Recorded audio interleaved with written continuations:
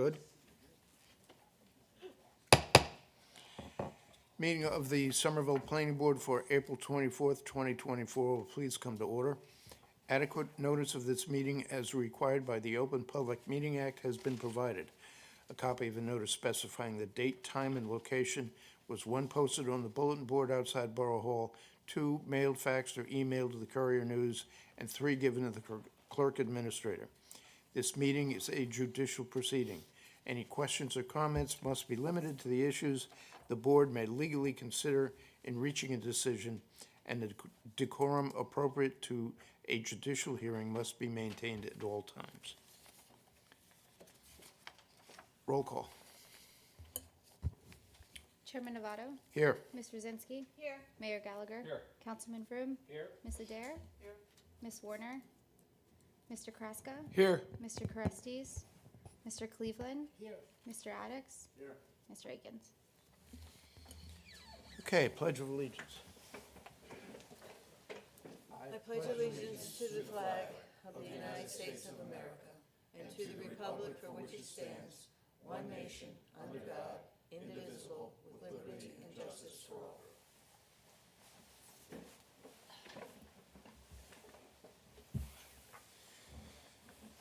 Okay, our first item of business is Route 22 Dispensary LLC.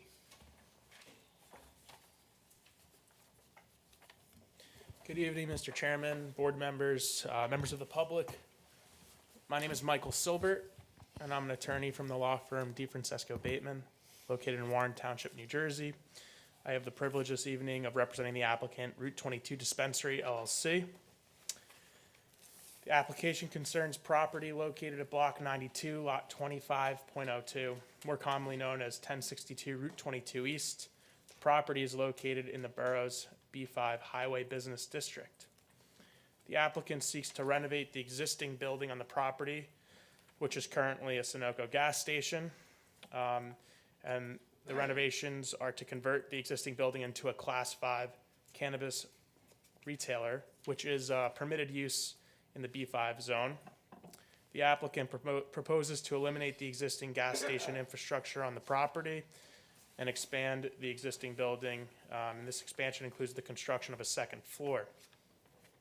Second floor will consist of a manager office, bathroom, security office, supply vault, utility room, and open offices, or open office space.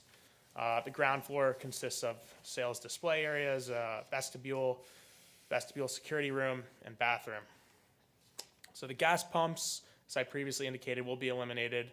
The parking lot pavement will be milled and repaved throughout the lot, and the applicant will increase the total number of parking spaces to 20 total spaces. That includes 1 EV parking space as well as an ADA parking space. The proposed application necessitates variance relief pursuant to Section C of the MLUL as a result of the proposed max improvement coverage for the property, where 55% is permitted, 78.6% is existing, and 70.4% is proposed. So while C variance relief is required, it should be noted that the relief sought is actually an improvement to an existing non-conforming condition on the property. There is additional relief required, all of which, again, are existing conditions on the property. I'm just going to note them for Mr. Cole's report dated March 20th, 2024. This is a corner lot, so there are 2 front yard setbacks. So the variances identified in Mr. Cole's report, which can be found on page 20, again, include that variance for max improvement coverage. Minimum side yard variance, where 14.9 feet are permitted, where 20 feet is permitted, 14.9 feet exists, and 14.9 feet is proposed. There's also a variance required for loading spaces, where a loading space is required. There is a loading zone on the property. However, it's not identified as a loading space, thus variance relief is required for that. So that's not an existing nonconformity, but parking location, for example, is ordinance requires that parking spaces be located at least 20 feet from any property line. Here, the property spaces are located within 20 feet of the property line. And those are the variances that are identified by Mr. Cole. There was another one that basically suggests it could be a variance or not, depending on how the applicant handles odor and noise, and we'll address that later on in our application. One more side point, the applicant's proposing 2 wall signs. The architectural plans which you have before you and the renderings will show that the wall signs were on the front of the building, if you're looking at the front of the building by the entrance, and then to the left side of the front. And the applicant wishes to relocate that sign from the left side of the building to the rear of the building.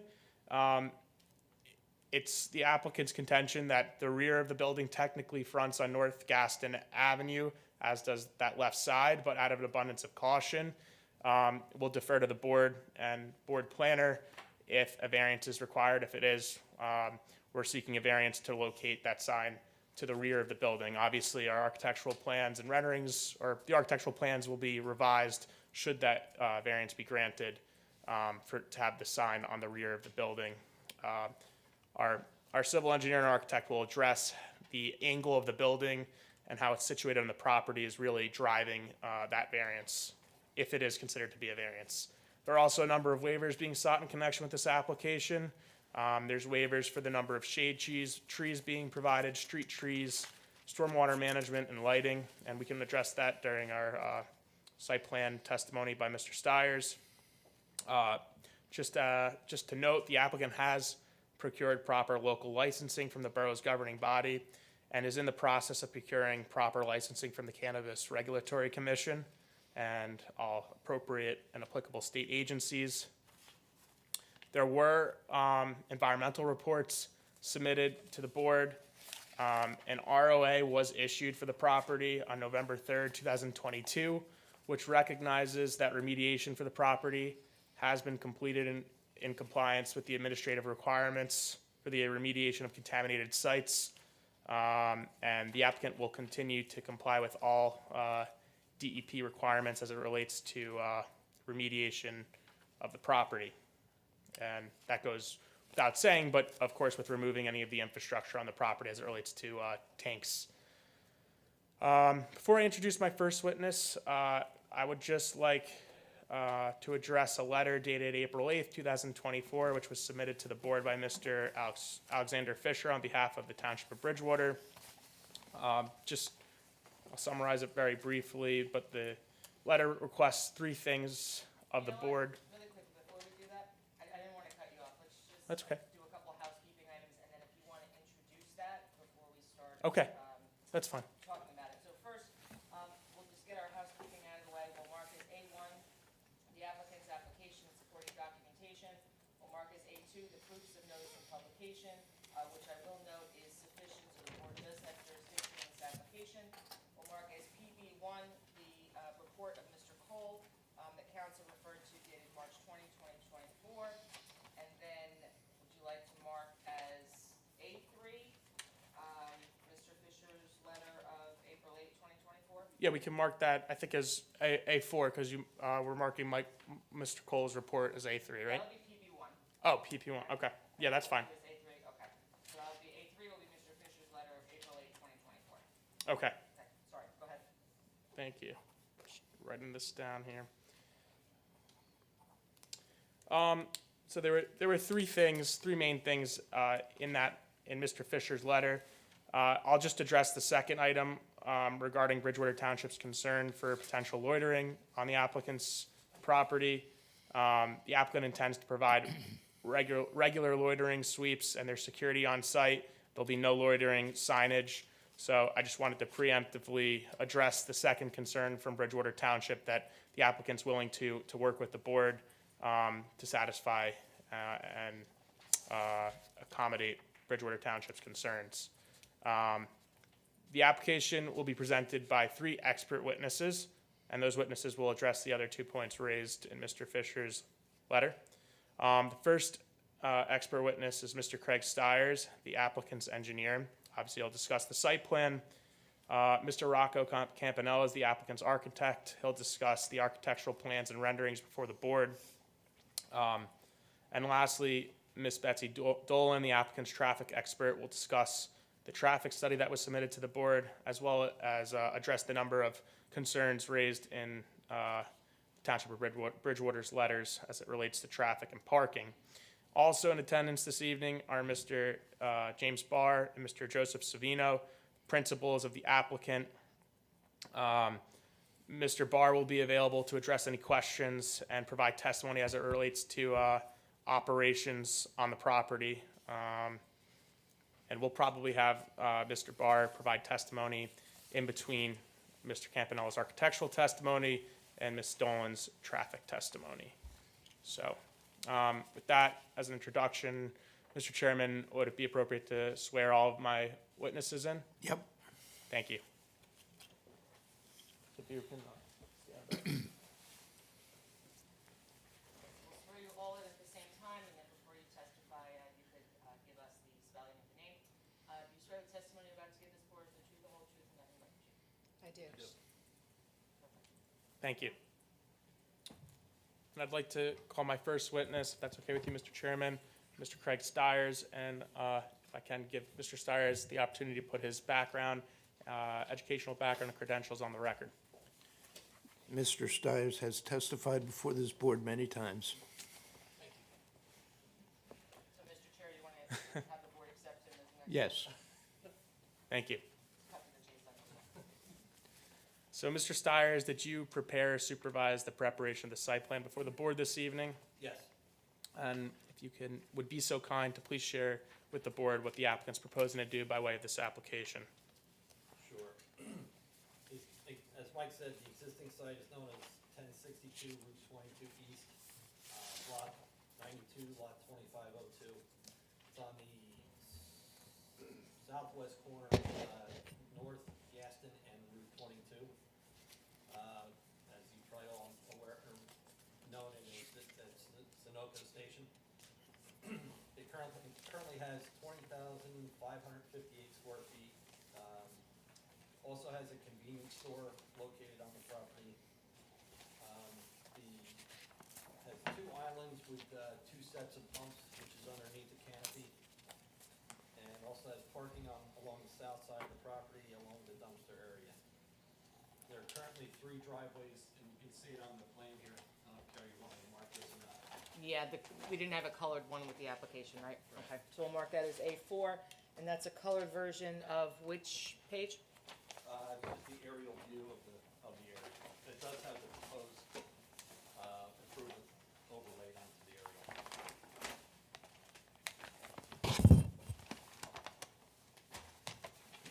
And just to orient you, 20 through 22 is along the top of the plan, North Gaston coming through from top to bottom. The site in this location right here, you have the various dealerships. This is the former, what I call it, the old Volkswagen facility. Another car dealership to the west, and then you have the other gas station on the opposite side of North Gaston. Going back, as far as the property is concerned, there are 3 driveways. The northwesterly driveway is inbound from Route 22. You have a second driveway going northeast that is outbound to Route 22. And then you have a third driveway on the east side that is in and out from North Gaston Avenue. There's also a sign on the westerly property line currently displaying the Sunoco logo, I guess you could say, as well as 3 different digital signs currently displaying the different gases, the prices for each of the gases. Let's see. Property's in the B5 zone, as Mike said, highway business zone, and the proposed use is a permitted use. And Mike has also gone through the various zoning items. I think the last couple are, the FAR is required to be 25, we're at 6.15. Mike did mention that it covers, the existing is 78.6.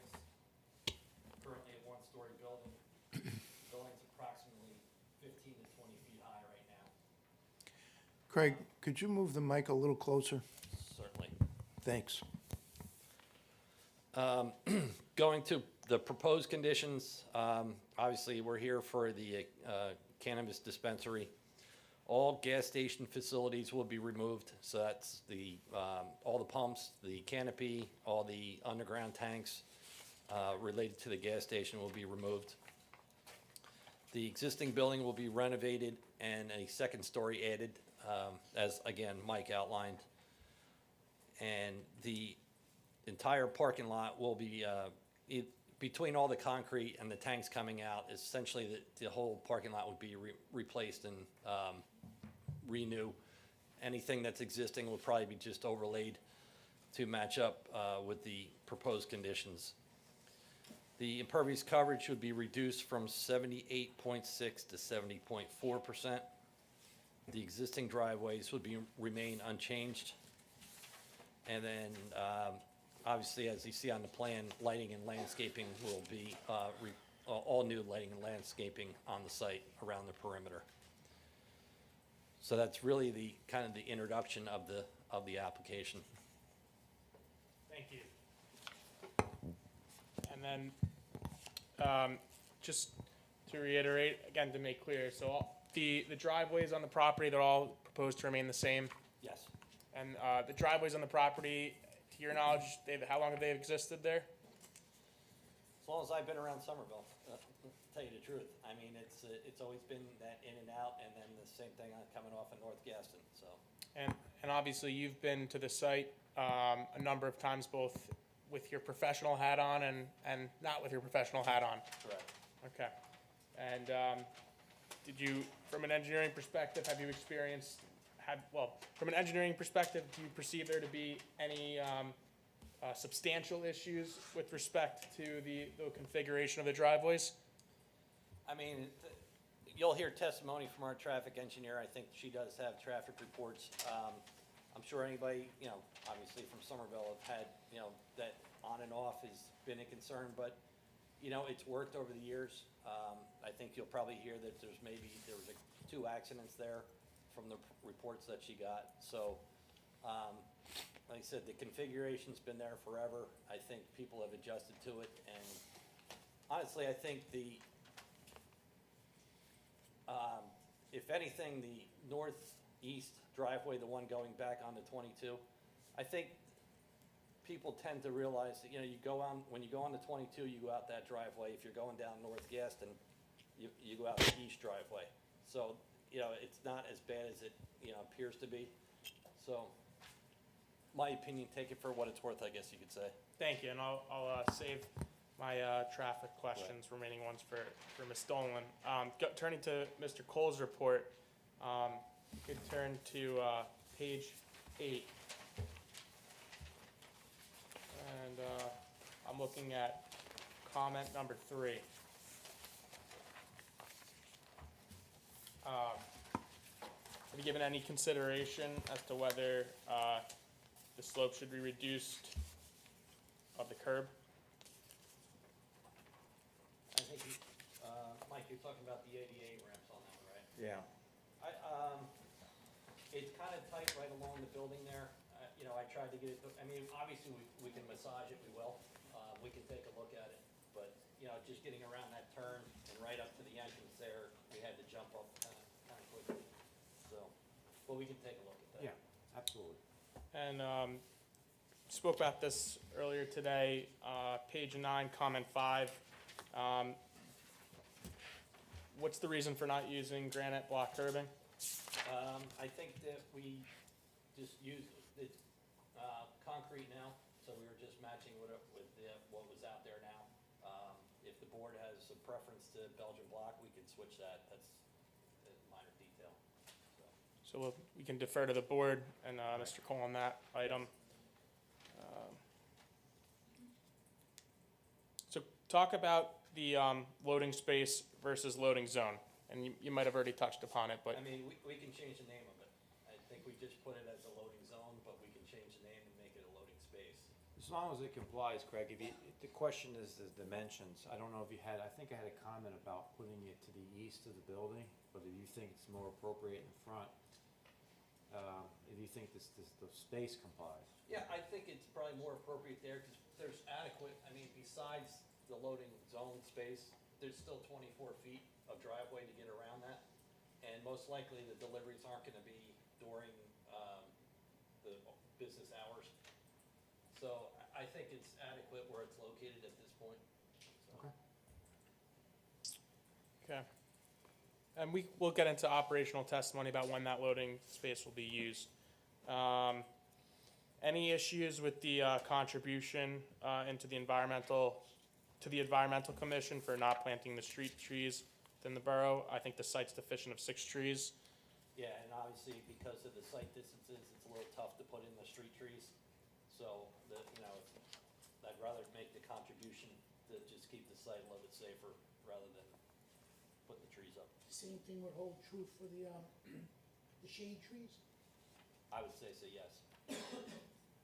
on page 4. Top 2. Page, Page 4 of Mike's report. Those are the two important, the shade trees and the street trees. I'll defer to Mr. Colbert.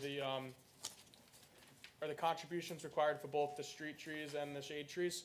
Typically, this is street, Larry. Well, they're doing more impervious coverage. They should be. No, we're doing Probably less. But you're Less. still over, but you're still Yeah. over. Yeah. So- Okay. So, yeah, it should be just, because you can't put them on 20, you're 100% right. The sight lines won't permit it. But I would say, just to make it more green someplace else in town, let's do that.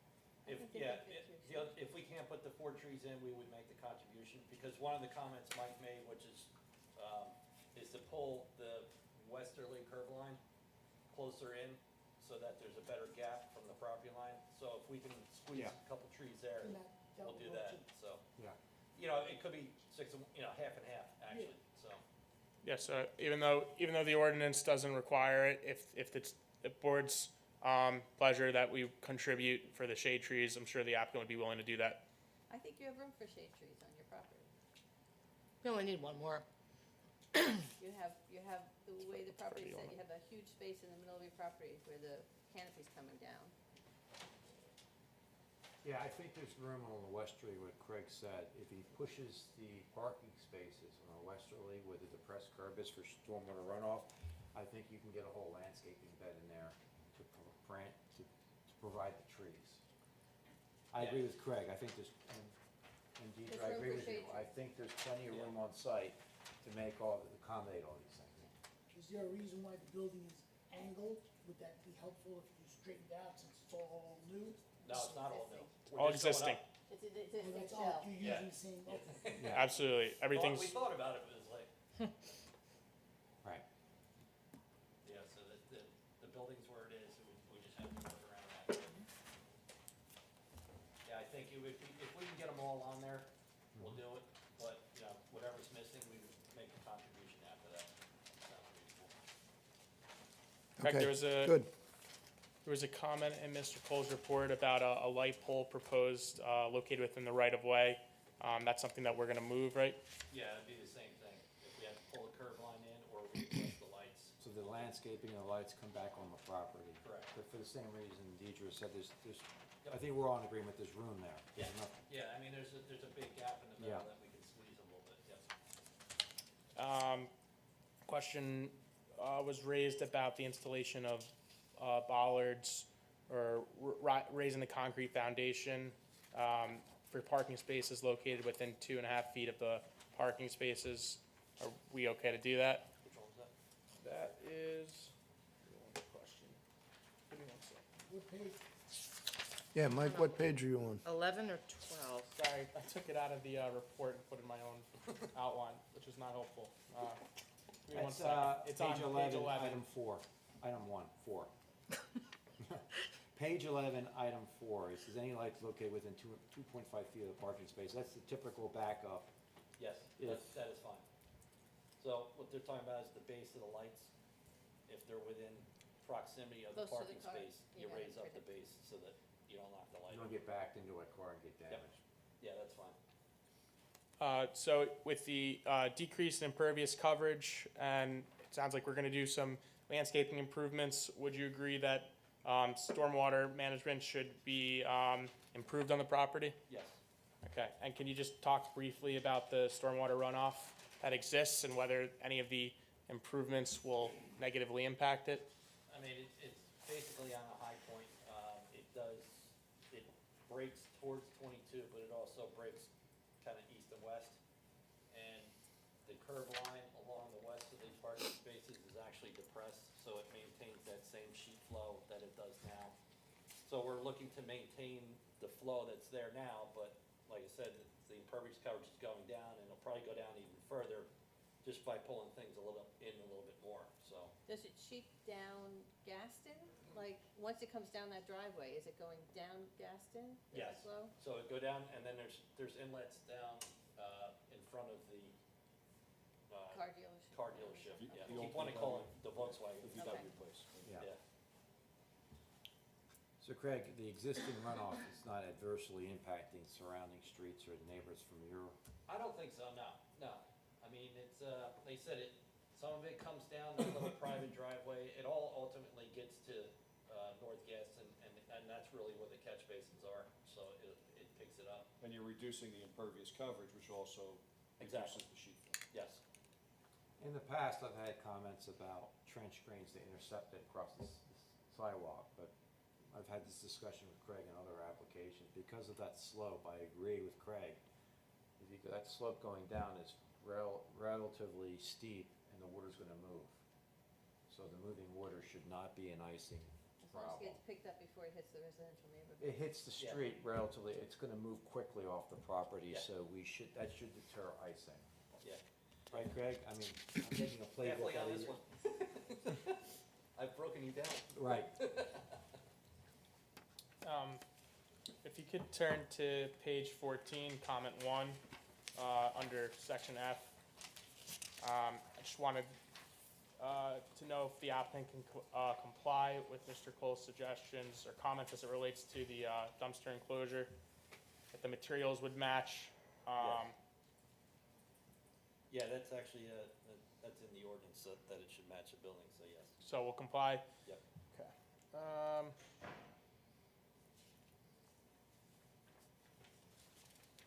I think one of the ones with the sanitary sewer, I was able to look up actually the borough maps, which I think you prepared, Yeah. and that lateral actually shows to come off the southeast corner of the building. So we have it shown off the southwest corner, so we would update that location, and it doesn't look like we need any type of license or easement then. Because it's going right to the To the the main public line. sewer in South Gaston. Okay, Correct. great. Yep. Turning to comment 1 on page 16.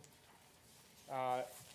Stires, if we require a sewer connection fee, we'll handle that with the storage authority for the second floor addition, That's correct? correct.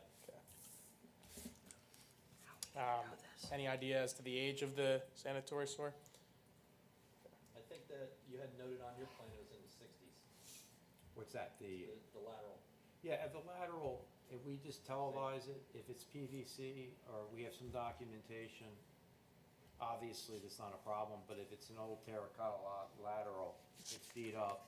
Yep. And it's my understanding that since New Jersey American is taking it over, the sewer, that if there's any problem with the lateral from the curb, from the clean out, or from this case, the sidewalk to the road, New Jersey American will be doing that. Okay. So we're talking literally televising it, but if the problem's on site, it's the applicant's responsibility. If it's in the street, it's no longer the applicant, it's the New Jersey American who will fix it. And I'm going to ask you about some of the variances, or all the variances we're seeking this evening. So would you agree that the variances we're seeking either improve existing non-conforming conditions or keep them the same? Yeah, most of them relate to the building, which, like I said to Larry, is that the building's staying where it is, so the Yeah. setbacks are gonna stay where they are. The impervious coverage we're actually making better, it's originally 8%, it's probably gonna get closer to 10% down by the time we make those adjustments. And just speaking to the lot for a second, the lot's an undersized lot, it's also a corner lot, correct? Yes, So is it fair to say that the existing setback departures are largely a result of this? yeah, because of that corner lot and those increased front yard requirements on both North Gaston and on Route 22. And from a engineering perspective, obviously things are possible, but would anybody really construct a conforming building on the property for this type of permitted use that complies with the setback requirements, the parking space location requirements, and the loading space requirements, given the lot size and given the fact that it's a corner lot? Is it really practical to do that? Well, even the configuration by putting the setback so far, because I believe they're 50 feet on both North Gaston and 22, you essentially put the building right in the center of the lot, and then it kind of, you have to build around that. Right. So whereas the building's set back right now, and it opens up the parking that you could use for the customers. I guess what my question is that if you had a blank slate, if you weren't reusing the existing building, would it be practical for somebody to come in and construct a building on the center of the property that would comply with all of the ordinance requirements? You even have the parking setback where it has to be 20 feet from the property line. So is it really practical? No. Okay. Just gonna read. I don't know if you're familiar with the Pullen versus South Plainfield case, but the appellate division has held that zoning benefits resulting from permitting deviations are not restricted to those directly obtained from permitting the deviations at issue. The benefits of permitting the deviation can be considered in light of the benefits resulting from the entire development proposed. So here we're talking about existing nonconformities. We're seeking to keep those in place. My question to you is, do you believe the benefits of the proposed deviations, considered in light of the benefits resulting from the entire development proposed, substantially outweigh any detriments? I would say yes. And I want to just talk about some of the benefits under the C2 criteria. Turning to the C2 criteria, the reduction of max improvement coverage. So in your opinion, that will help promote the public health and safety by reducing, again, the improvement coverage on the property? Correct. And as we already stated, Class 5 dispensaries are permitted in the zone, so this is advancing the permitted uses in the zone. Would you agree with that? Yes. Okay. Turning to criteria B, or purpose B, again, I'm referring to Section 2 of the municipal land use law, the reduction of max improvement coverage.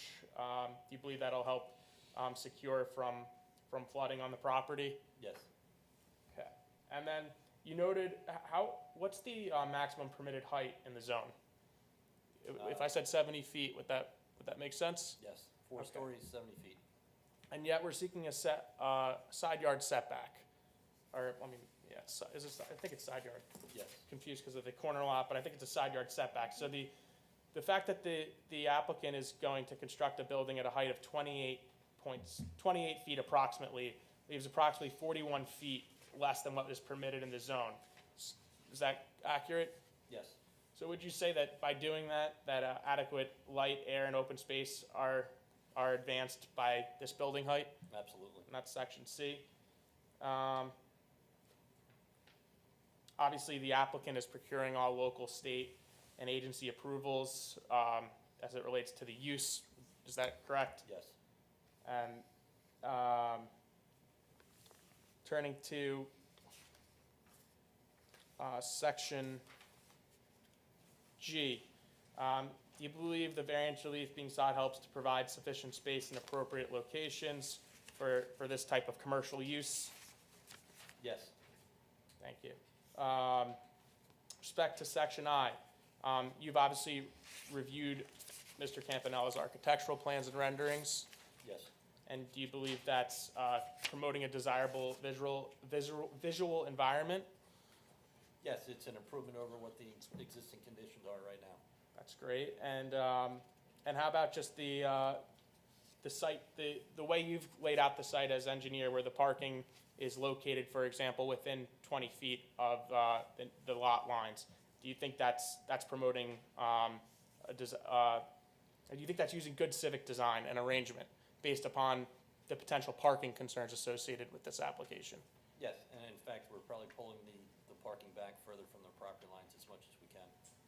And just to speak to signage for a second, because again, I don't know if a variance is really required for this, but I noted in my introduction that one of the wall signs we want to relocate it from the left side of the building to the rear of the building. I don't know if you want to just show the board what I'm speaking about. So right now, if you look at the architectural plans, the second sign is located in this area right here. So if you were to look at what that potentially improve on or advertise to, you have traffic going eastbound on 22.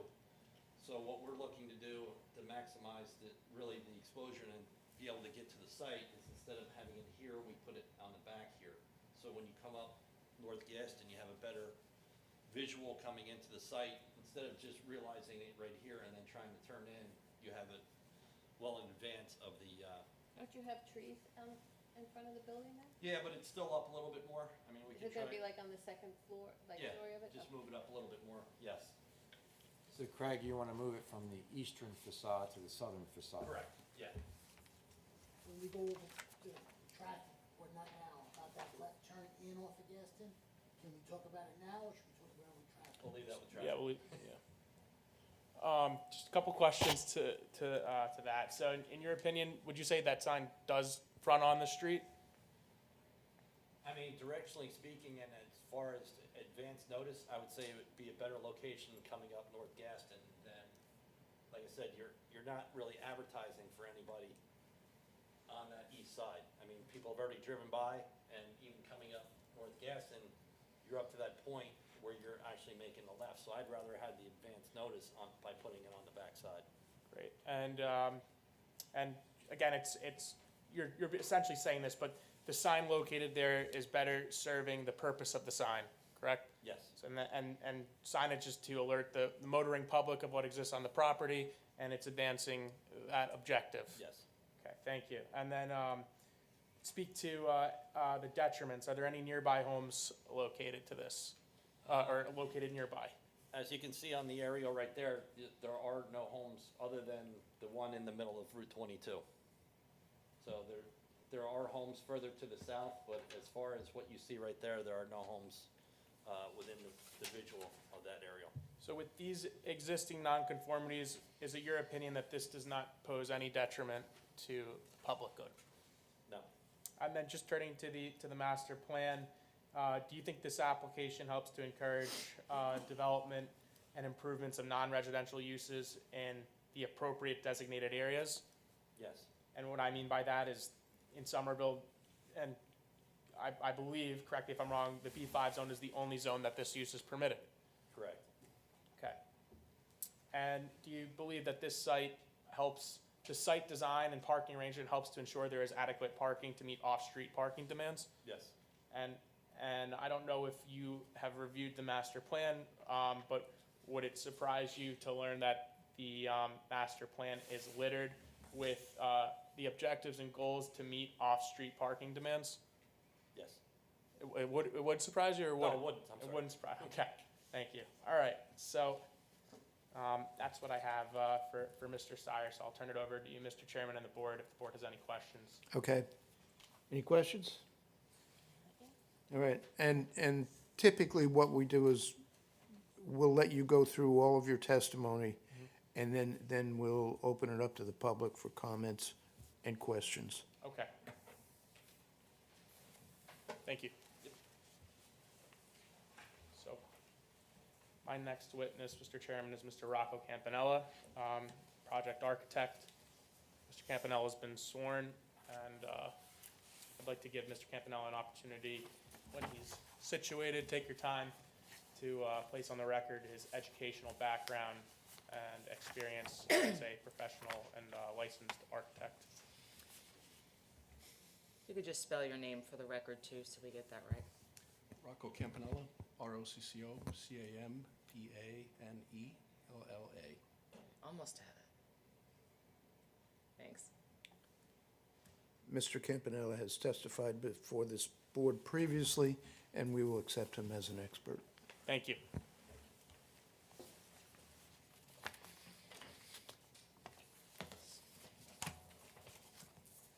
So, Mr. Campanella, obviously, you prepared or supervised the renderings and architectural plans that are before the board this evening. Yes.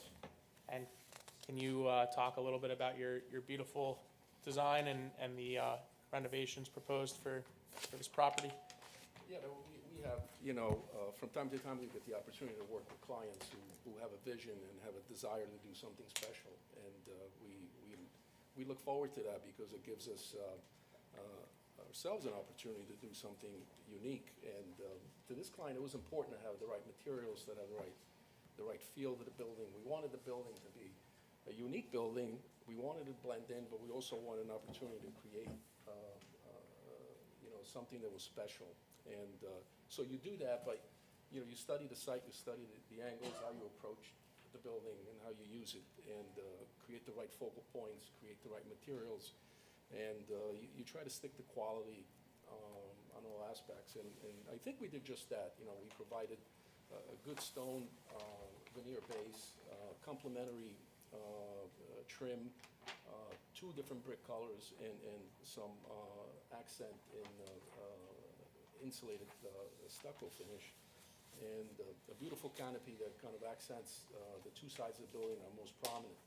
So as you approach this building and you're traveling east, the tower element becomes important, so they can be visualized on the corner, which is where the entrance is. We created that by providing a nice little storefront glass, again covered with a nice canopy that wraps on both sides to accentuate the lines of the building both horizontally and vertically. It's a 2-story building, but we didn't want this to feel like a 2-story building. We wanted to keep it the tower to break the element, the vertical element of the building, and keep the building as simple as possible on the other sides.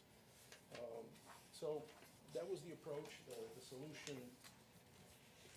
And just, so these plans that you're referring to, you're holding up the rendering right now, that was previously submitted to the board. Was it submitted in color? It was submitted in color, but if Ms. Kozinski, if you want to mark this, we can, We don't have to. If that's the exact same thing that was submitted to the board, we're fine. Yep. If we could just reference what sheet that is for the record.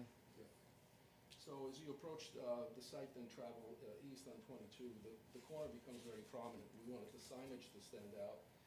We chose an off-white brick with a darker charcoal brick, a dark canopy with a storefront entrance, and the base that continues all the way around on the 2 sides, creating some nice interest low as well as at midpoints as well as high. So that was our solution for the other elevation that will be less seen as you pass the building, is this side of the building, and as you travel out and exit out to both the highway and North Gaston. But the elements are, the architectural elements and the finishes we wrapped on all 3 sides because we felt that was important to give the building that continuous look. So both of these have been filed. I'm not sure if you have any questions about the floor plans and the elevations on this sheet, which was also filed. But we depict all 4 elevations. The floor plan is a simple floor plan. The main floor is essentially the public space where people come to view the product and purchase. And it's a relatively secure setup in terms of the vestibule, the security control that you come in, to buy the product and then come back out through the same entrance. The upstairs is strictly dedicated to the staff, so there is, the public is not really allowed or uses the upstairs. This is a place where they have a galley and small open areas for the staff, facilities, office, and the storage area for the cannabis.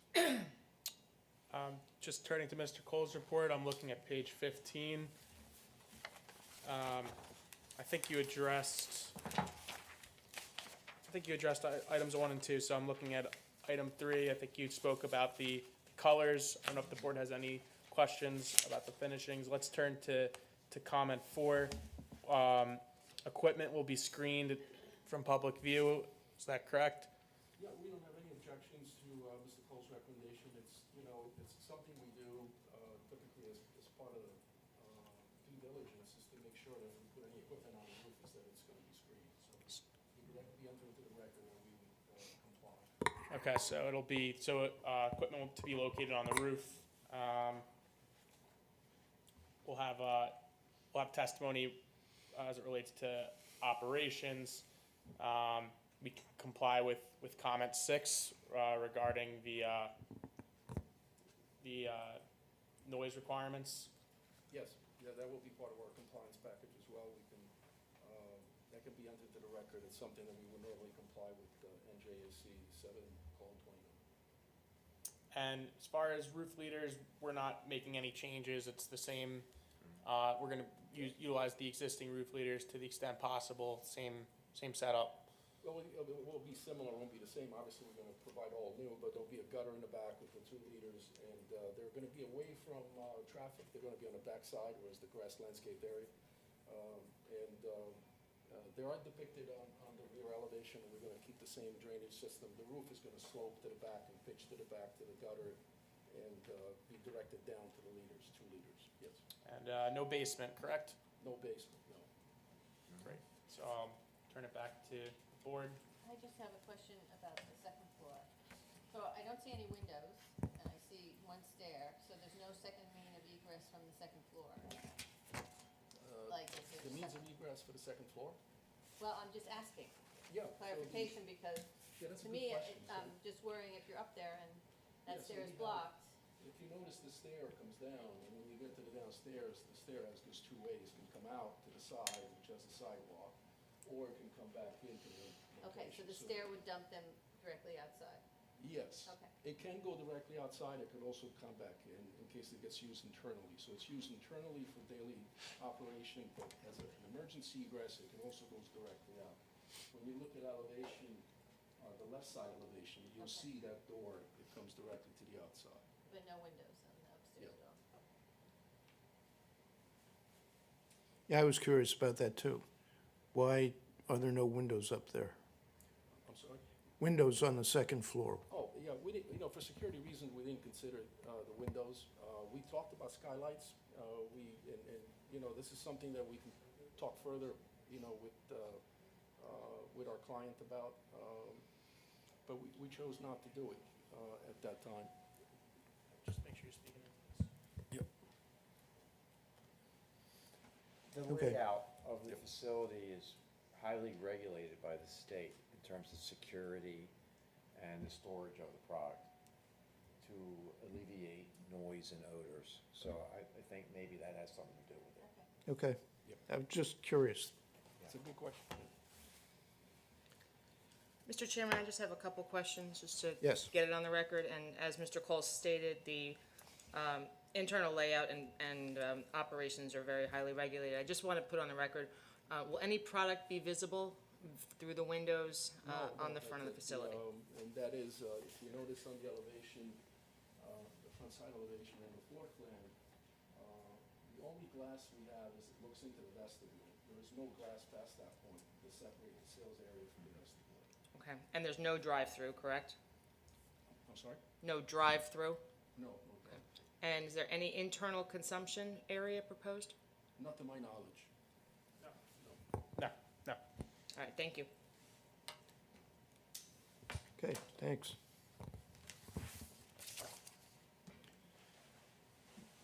Anybody have any questions? How Okay, would you get to the rooftop equipment? How would you get to ladder or inside the building? Yeah, what we have is located a utility room in the back of the space. We think we're gonna have a combination of internal equipment and some external equipment. So we may end up on a roof, we'll get screened. So we're hoping to keep that to a minimum. But to get to it, it's gonna be a hatch through second Yeah, floor? there'll be a rooftop unit that will penetrate the roof, and then we'll also need to go down into the first floor, chase that to supply that first floor. But to access, But to access the roof. access the roof as a human Oh, being, yeah, how would as you far get? as the access, we could do that 2 ways. We usually have a hatch at the top of the stair. Or this building is not that tall, it can also be reached from the outside in case of an emergency. But usually a quick solution is to put a hatch at the top landing so that you can access the roof level at that point. As far as maintenance and regular repairs and things like that, or patch the roof, whatever. okay, thank you. Thank you. Yep. I'm going to Thanks, Rocco. I'm going to call our next witness, Mr. James Barr. He's here to speak about some of the site's operation and might answer some of the board's questions preemptively. So, James Barr, B-A-R-R. so just to start off, can you talk about your relationship with this operation and the company? Yeah, sure. I am one of the investors and operators, directors of the business, along with Joseph Savino. So we are going to be the day-to-day operators of the business. We will hire our staff to run, the primary operations and day-to-day of the store and interaction with customers, and Joe and I will be supervising that.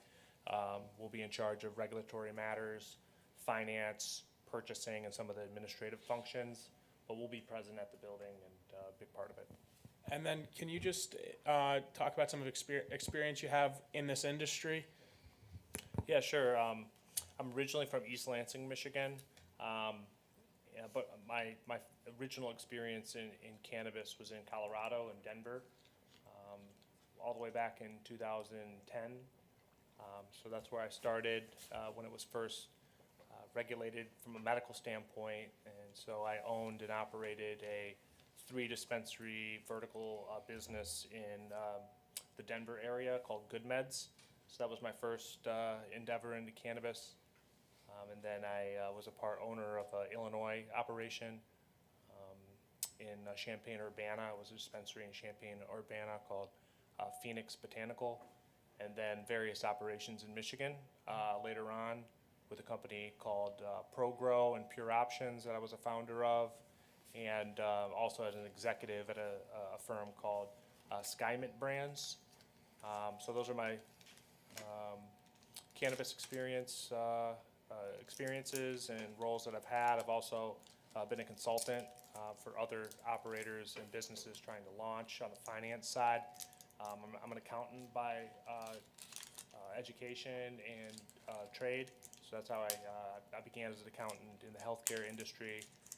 Have an MBA with a focus on healthcare finance, and so I do various consulting projects, but my new role here is really as an owner-operator for this business and another that's located in Middlesex called MB1 Industries, and that's a small Class 1, Tier 1 cultivation facility, and that's going to be largely supplying this store. Our portion of the supply is going to come from that, so it's really kind of a craft, farm-to-table kind of, or farm-to-store type of model. So that's what Joe and I are pursuing here, and it's going to be our main focus. Awesome. And if I could just shift our focus to the actual store that's being proposed here, I'm sure everybody's interested to understand this. So what would you say the anticipated customer volume is for a store of this size based on your experience? Well, it typically takes a store anywhere from like 6 to 12 months to reach its kind of long-term customer level or flow. So we anticipate, a maximum customer volume on a daily basis of about 350 customers. That would be great. That's what we're hoping for. It's going to take us, 6 to 12 months to get to that level, but that's where we expect to. And then let's talk about the anticipated staff numbers and roles. What are you anticipating to have per shift, and what type of positions are at the property? What can the board expect to see at this operation? Well, we're converting an existing convenience store to a dispensary. It's small, and that's going to be our model, is really convenience. It's servicing our customers quickly. It's in and out. It's catering to the commuter traffic, and then also the Somerville local residents.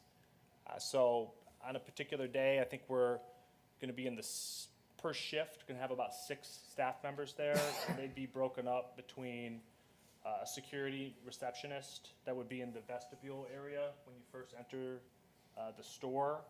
We'd have 2 sales associates that would be on registers that a customer could walk up to and order directly from, have a conversation with, decide what they want to purchase directly with that sales associate.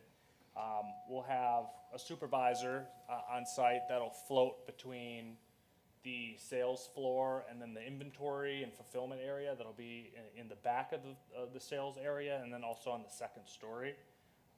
And then we'll have most likely 2 inventory specialists there that will be fulfilling orders. So when orders are processed through the point of sale system or online by customers ahead of time, those inventory fulfillment specialists will be preparing those orders when the customers arrive. And that's typically going to be about 6 staff members per shift. And I'm jumping ahead based upon what we spoke about, but talk about whether their security guard will be present, or if that's being included in that number. Yes, so the security guard / receptionist would be stationed in the vestibule.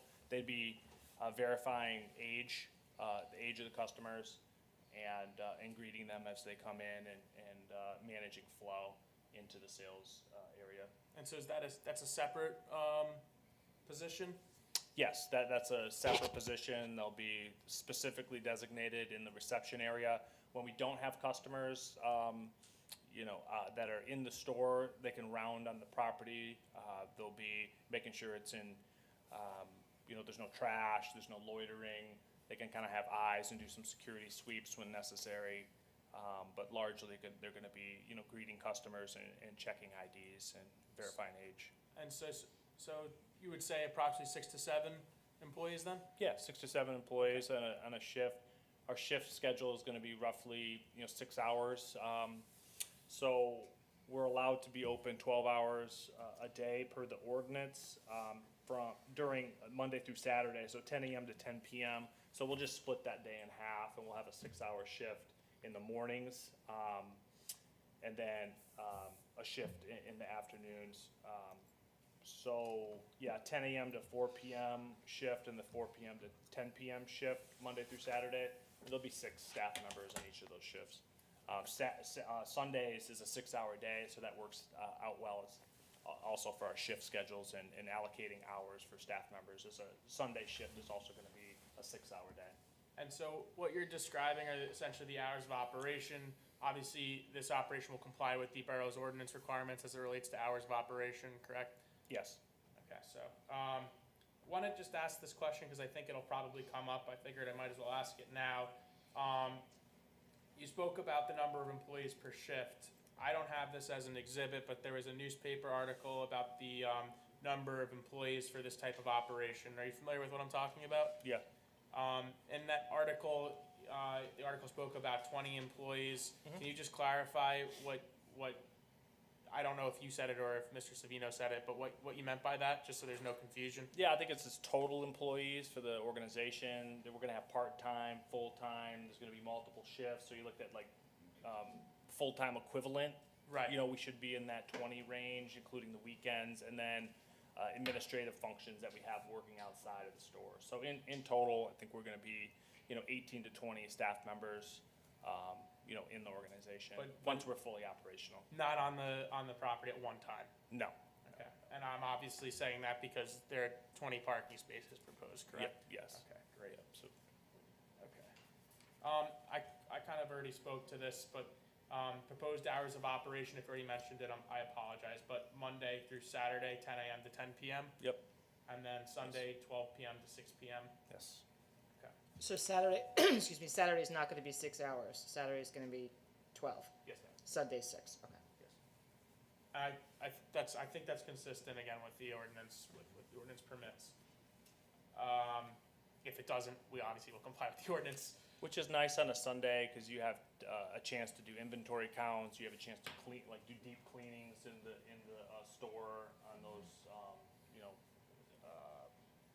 While you're not serving customers, we can be doing some of those other functions on a Sunday. So. This is the Mr. Cole's report, and it was noted as a possible variance. We're suggesting it's not.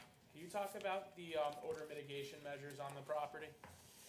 Yeah, we're not too concerned about odor in general. I mean, we're gonna have our HVAC systems that are filtered. We'll be utilizing HEPA filtration in the facility just for, Bless you.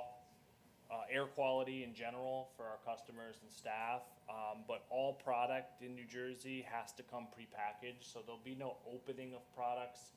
We're not intending to display any jars or products that are open in cases of any kind that would, cause an odor. So that's a nice piece, I feel, of the New Jersey regulations is you don't have the deli style serving that is present in some other states where you have big jars and you're opening them and, filling containers. So everything is really simple, it's all prepackaged, and really doesn't create an odor that would leave the facility. And then, of course, one of the concerns would be, and this has already been spoken to, but one of the concerns would be that odor is obviously generated from on-site consumption. So just to clarify, absolutely no on-site consumption is permitted. That's correct, and we'll have signage in the store and externally, and our, receptionist and leadership that's there is gonna make sure that customers aren't consuming in their cars, so that'll be, a consistent operating procedure for us to make sure that customers don't purchase and consume on site. Will there be signs for that outside? Yeah, I think we're gonna have some signs for that, yep, that's no consumption in addition to the no loitering. I think it's appropriate for us just to have that sign posted on the exterior, and then we'll probably have that posted, close to the exit. So if you, I just wanted to correct Rocco, the customers won't be exiting out the same vestibule. They'll actually be exiting out of a middle vestibule, so you come in through the front vestibule, but you exit out a different door. So it's a little bit better for flow. People aren't running into each other in the vestibule. So we'll probably post some signage in here, perhaps on the door right here before they exit, to remind them of there's no consumption on the premise. And for the record, Mr. Barr was referencing the architectural floor plans. So we spoke about security, well, at least with respect to a security guard. Can you talk about some of the other security measures that are going to be put in place on the property? Yeah, we'll have both surveillance and access controls. So we'll have cameras that have to cover 100% of the floor space. You can't have any blind spots per the state regulators, and also externally, outdoor cameras that are looking at the site. And again, you can't have any blind spots. You have to be able to see your entire property. And so that's gonna be a requirement for us to get our state licensing. So that's a big piece of the CRC's on-site investigations before they provide us the final license, is the security inspection. So they'll go through our camera systems, we'll make sure that the placements are appropriate. We also have to have 30 days of video storage. We'll have that both on site and in the cloud, so that you can reference any of the surveillance footage. Also, access controls between rooms, especially on the employee side, actually specifically on the employee side, where staff will have badges, and so we can monitor their movement throughout the employee areas, so that if you ever do have a theft of any kind internally, or there's any issues, we have a record of who's accessing what rooms. Also, customers that are visiting the store won't be able to get to the employee area, so there's a barrier here where you have the sales counter and then the door. So there's, we're not gonna obviously permit any customers to be in this restricted area. So those are essentially the security measures that we have to follow. So is it fair to say, for the benefit of the board, that this operation will never be able to operate unless the state determines that the security measures on the property are in conformance with the state requirements? Yep. Okay. That's And true. then, is there a mechanism in place for the state to monitor to ensure that you are continuing with those security measures in place?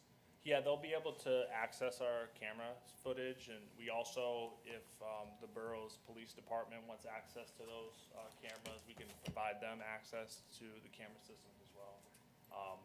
But, you know, what I've experienced actually in other states is that the camera placement on the exterior of this property is strong and actually helps other property owners when it comes to crime. I've had this happen in other instances where we've had other crimes that have been committed, you know, in and about the area that the law enforcement has come to us and asked for our footage. So I think there's some positives to this type of use and the type of surveillance that's going to be on site. So I'm gonna just ask you a couple questions about the curbside operations, but before I do, so you spoke about 6 to 7 employees on the property at one time, which leaves approximately 13 to 14 spaces. Just in your experience in this industry with an operation of this size, do you think that 14 spaces is are enough parking spaces yeah. for customers? Yeah, I think our business model, and I think a lot of stores, not just cannabis stores, business models changed after COVID. And I think customers in general are used to using, you know, pre-ordering and curbside, and people want to get in and out. So that is our model.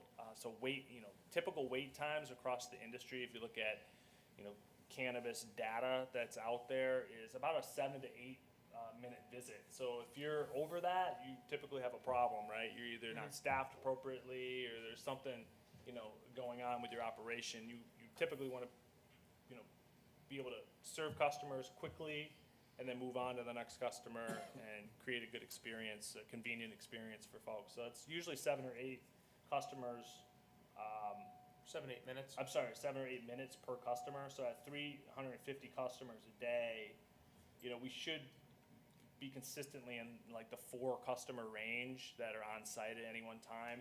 We'll have some overlap and some rushes, but there shouldn't be, you know, we should be able to manage the customer load with the 14 spaces. And your intention based on is that. to offer at some point, or even from the start, you want to offer curbside operations at that property? Yeah, we'd like to, but we'd like to do it without designating a spot, since we do have so few spots at the site.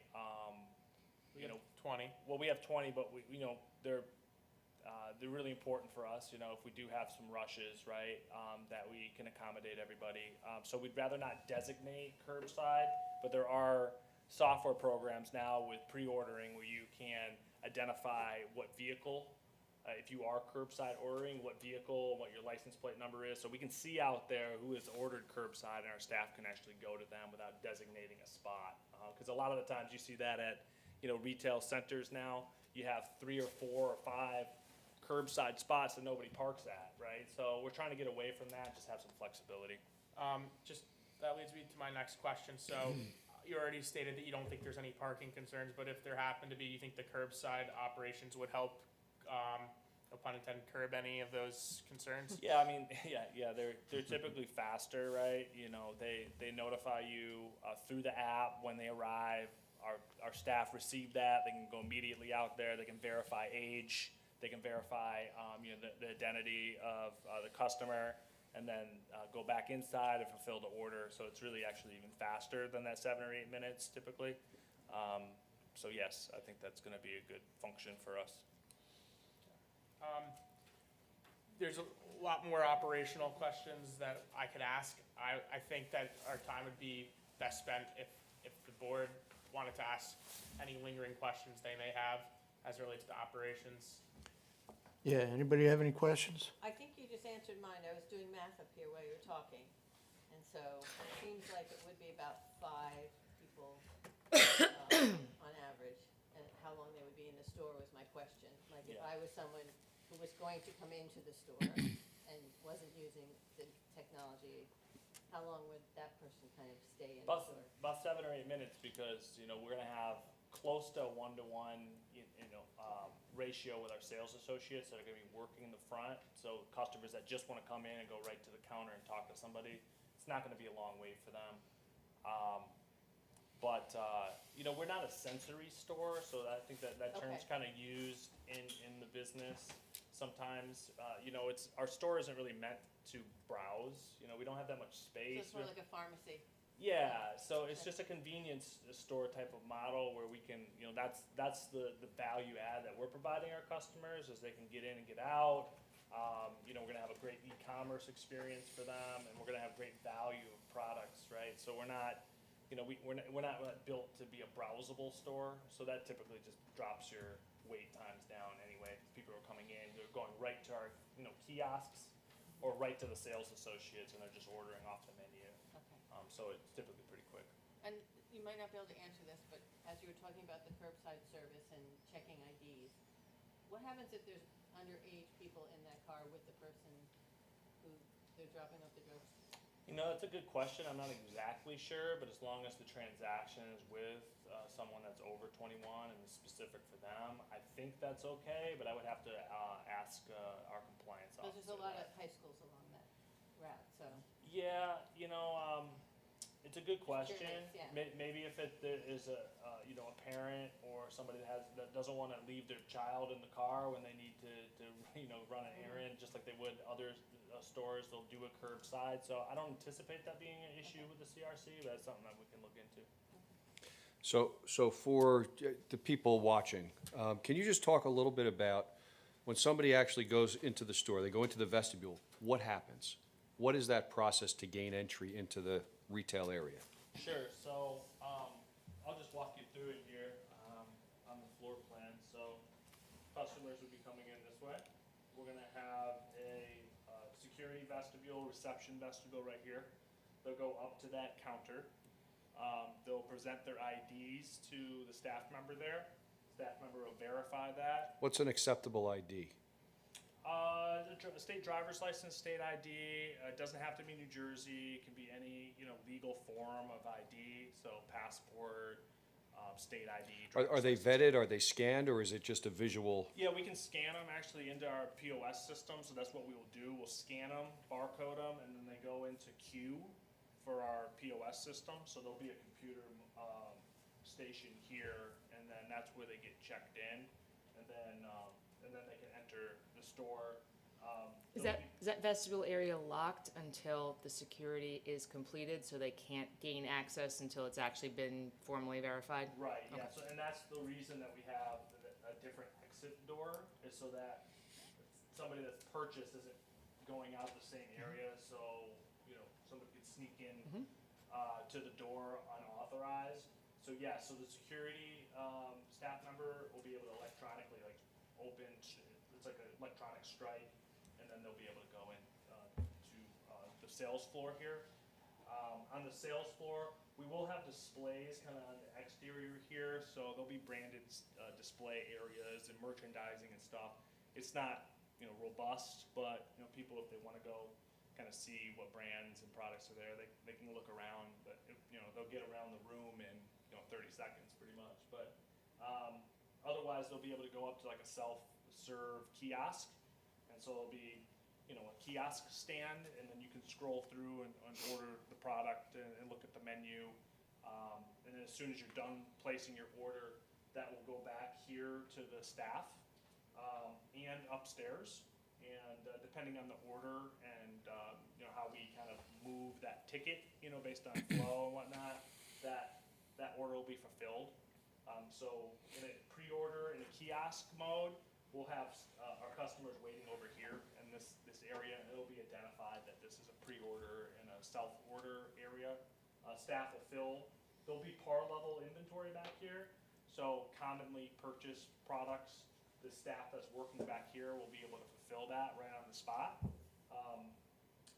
If it's not available here on the par level, we'll have inventory specialists that can fulfill the same order upstairs, and there'll just be a communication. How long would that take to have the order upstairs filled before it comes back? Oh, it's gonna be quick, because our inventory specialists will be up there with computer access and security monitors, and they'll know who's in the store and, what they're gonna be responsible for as far as order fulfillment.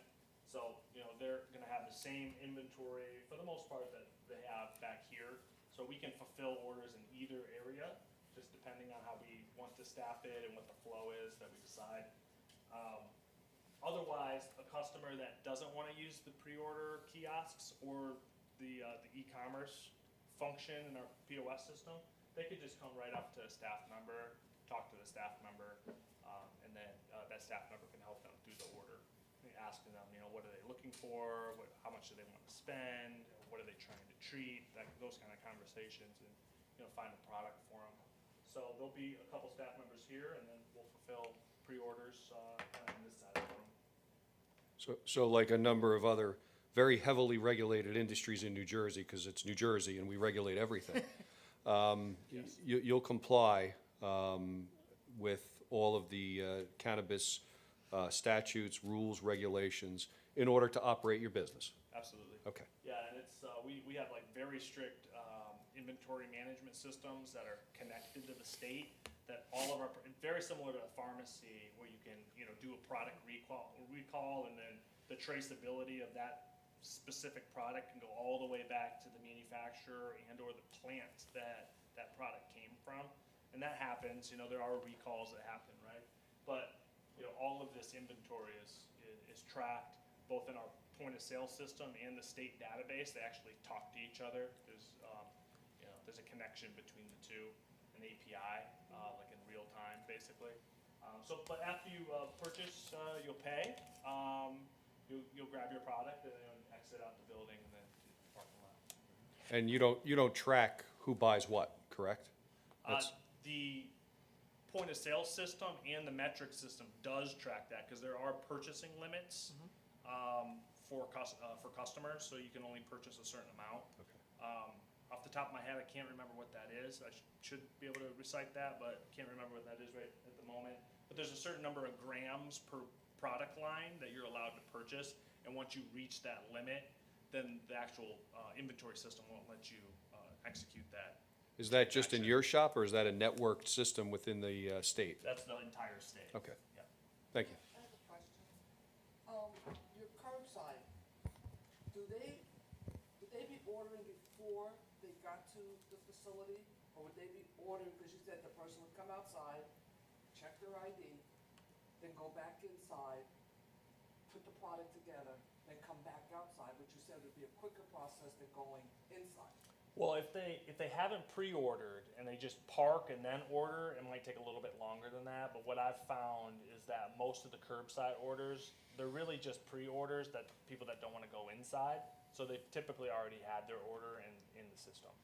But so there's a way that I can go on my phone and go to your site and order whatever it is that I want to order, come there, then your person comes outside, checks all of my ID. Yep. Goes back inside, and then conceivably, the package is already together, so he just picks up the bag. Exactly. It's already been kind of, the package has been created in there and just not sealed and final sale processed. So it'll be prepared for them, so it's fast. But if they didn't pre-order, it could conceivably take more time than coming into the store where you said it's only 7 minutes. It could. So therefore, you could have several cars waiting curbside to get there. It could, but we just don't see that many curbside orders, to be honest with you, and people that wait out there and then order. Typically, customers are getting pretty savvy with the e-commerce platforms now, so they're almost always pre-ordering. But that could happen where there's somebody's parked out there, hasn't come inside. But that'll be something that we'll kind of deal with a case-by-case basis. Hopefully somebody's not waiting out there for a long period of time. If there is somebody that's waiting in the parking lot that hasn't come in, we need to be aware of that from a security standpoint as well. So we'll be thinking about those instances, but it's going to be pretty infrequent that a customer will sit there, order, and then we fulfill it after that. So that would be a little bit longer transaction. Thank you.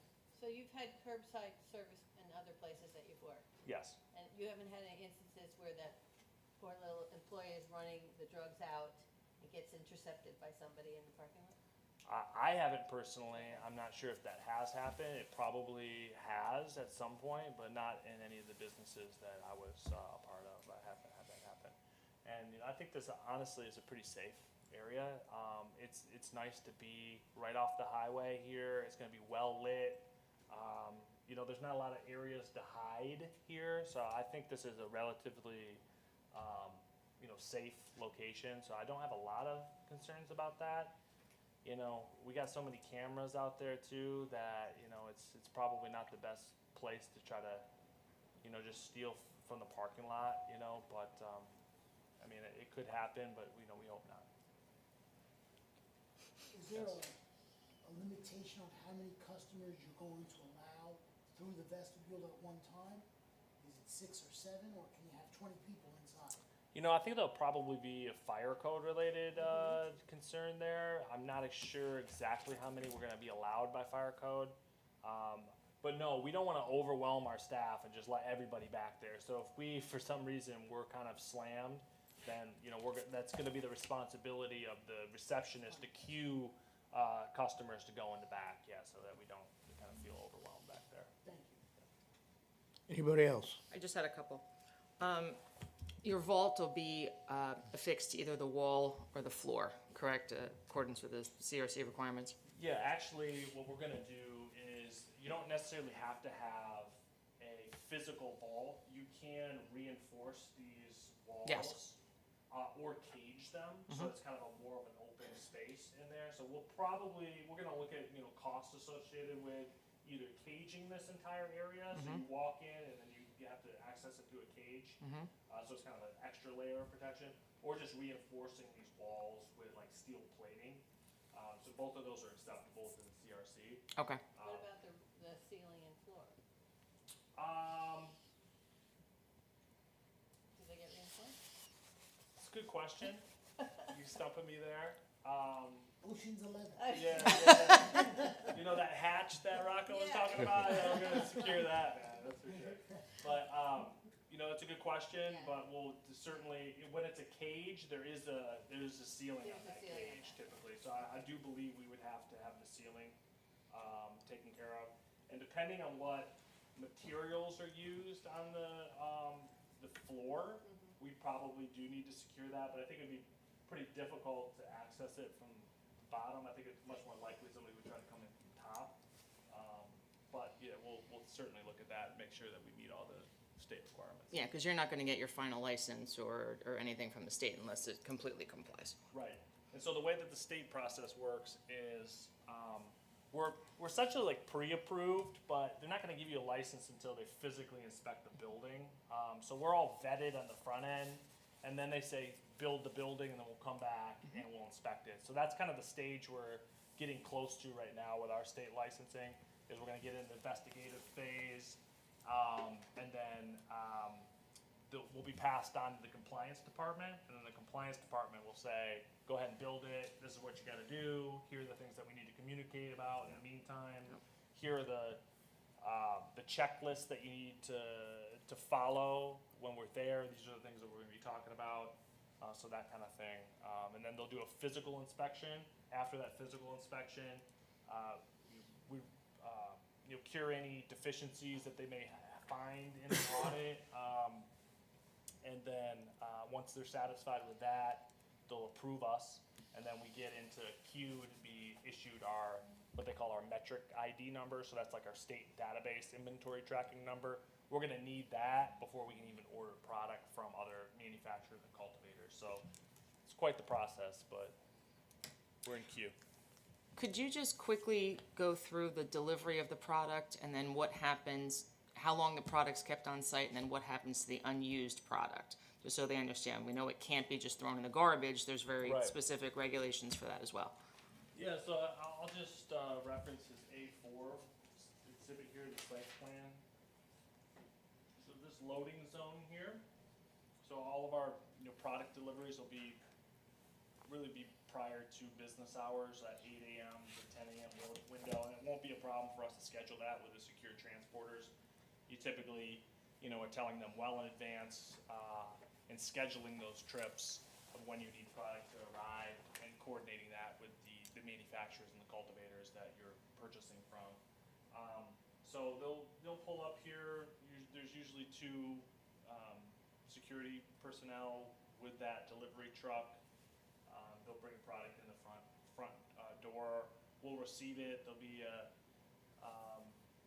manifest that will check and verify that the product that we ordered is what is arrived, and we'll do a count. We'll sign off on it, and then they go about their way, and then we'll take that product up to the vault, and we'll inventory it and store it.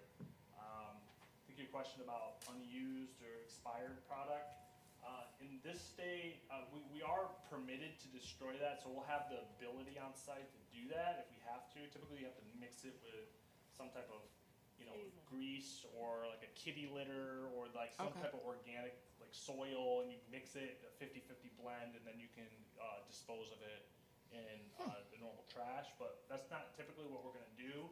We kind of put that burden back on the cultivators and manufacturers. We can actually send that back to them to destroy. So we're really not gonna be doing that here, even though the state allows us to destroy product if we need to. But typically, we would send that back to the manufacturer, and for them to deal with, and they would, provide us, remuneration for, any expired products, so they would replace those products, et cetera. But, if we have, that's kind of a big inventory operation, procedures to make sure you don't have expiring product, right? So that's, that's on us to manage for that. But typically, if the products are, old and they're not being sold, usually we're not gonna carry them anymore, right? So, but that is something that we just deal with on a day-to-day basis. But, so we don't intend to, destroy product here, but we do have the ability to if we needed to. But just to answer your question. Okay. Yep, absolutely. And- Because, I would just say that if you do have product, this is gonna be a secured, trash receptacle. But I mean, people still try to, they have gotten, tried to get in there, and others, operations that I've been involved with, so you definitely wanna minimize like anything you're putting in there, so. And then just one last question, your security that's gonna be in the front, do you anticipate them having a police or security type of background, or haven't you gotten to that point yet? We haven't got to that point yet. We're gonna evaluate whether to hire that security personnel internally or, contract with a third-party security firm, and also whether we're gonna have armed or unarmed or like non-lethal kind of means for that security person. I'm leaning towards we actually hire them in-house, and they're our staff members, and we're not working with a third party on that. We just have our security team that are trained to be both receptionists and security staff members, so that we have somebody consistent there. But I think we're gonna make that decision a little bit later downstream. But I think we're gonna, encourage, it's our intention for them to be a uniform security, Okay. staff member. I have just received a text from someone who's watching this on TV, so what they're saying is that they can't hear you. So would you have your witnesses speak into the microphone? Yeah. Thanks. You know what? Why don't if this is on, why don't we have two microphones? It's on, right? Yeah, that should be on. Yep. Perfect. It's on. Oh, but doesn't look like it's gonna be leaving the spot.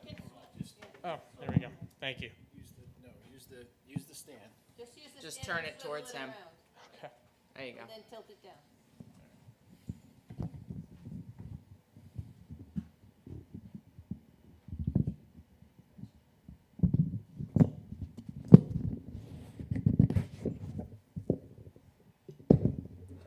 Thank you. Thanks, Roger.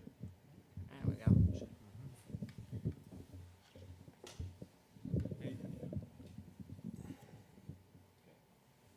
Any more questions? Now that we've done that. Now that we're to the end and everybody can hear at home? All right, if we have no more questions, you have more witnesses? I do. There's just one thing that I wanted to say while Mr. Barr's up here. So you spoke with the construction official in Somerville back in late February about keeping the tanks in the ground at the gas station during the construction timeline process. Yeah. So it's just something I wanted to bring up to the board, not because I think that it was a suggestion from the construction official that we just say this to the planning board, that during the construction timeline and with working with the borough, Mr. Cole, and the construction official, that the gas station, the intention is to have the gas station in operation while the addition is being added to the building. So the construction timeline would go essentially the improvements to the building, and then the gas infrastructure would be taken out. The construction official asked that I represent that to the board, so. But the tanks would be taken out. Yes, It's just a matter of, similarly to if the convenience store at the Sunoco was being renovated, the gas station would remain in operation, while the renovations were taking place, so.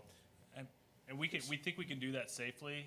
We're gonna consult with our, contractors to make sure that's the case, but we just think it was, financially prudent. It's gonna take a while, for us to build this and renovate, especially the interiors. There's a lot of finishes, so there's gonna be a lot of interior work, that's done. So, we're working with the building owner, the property owner, and we just thought it was appropriate, and they had asked if that was possible.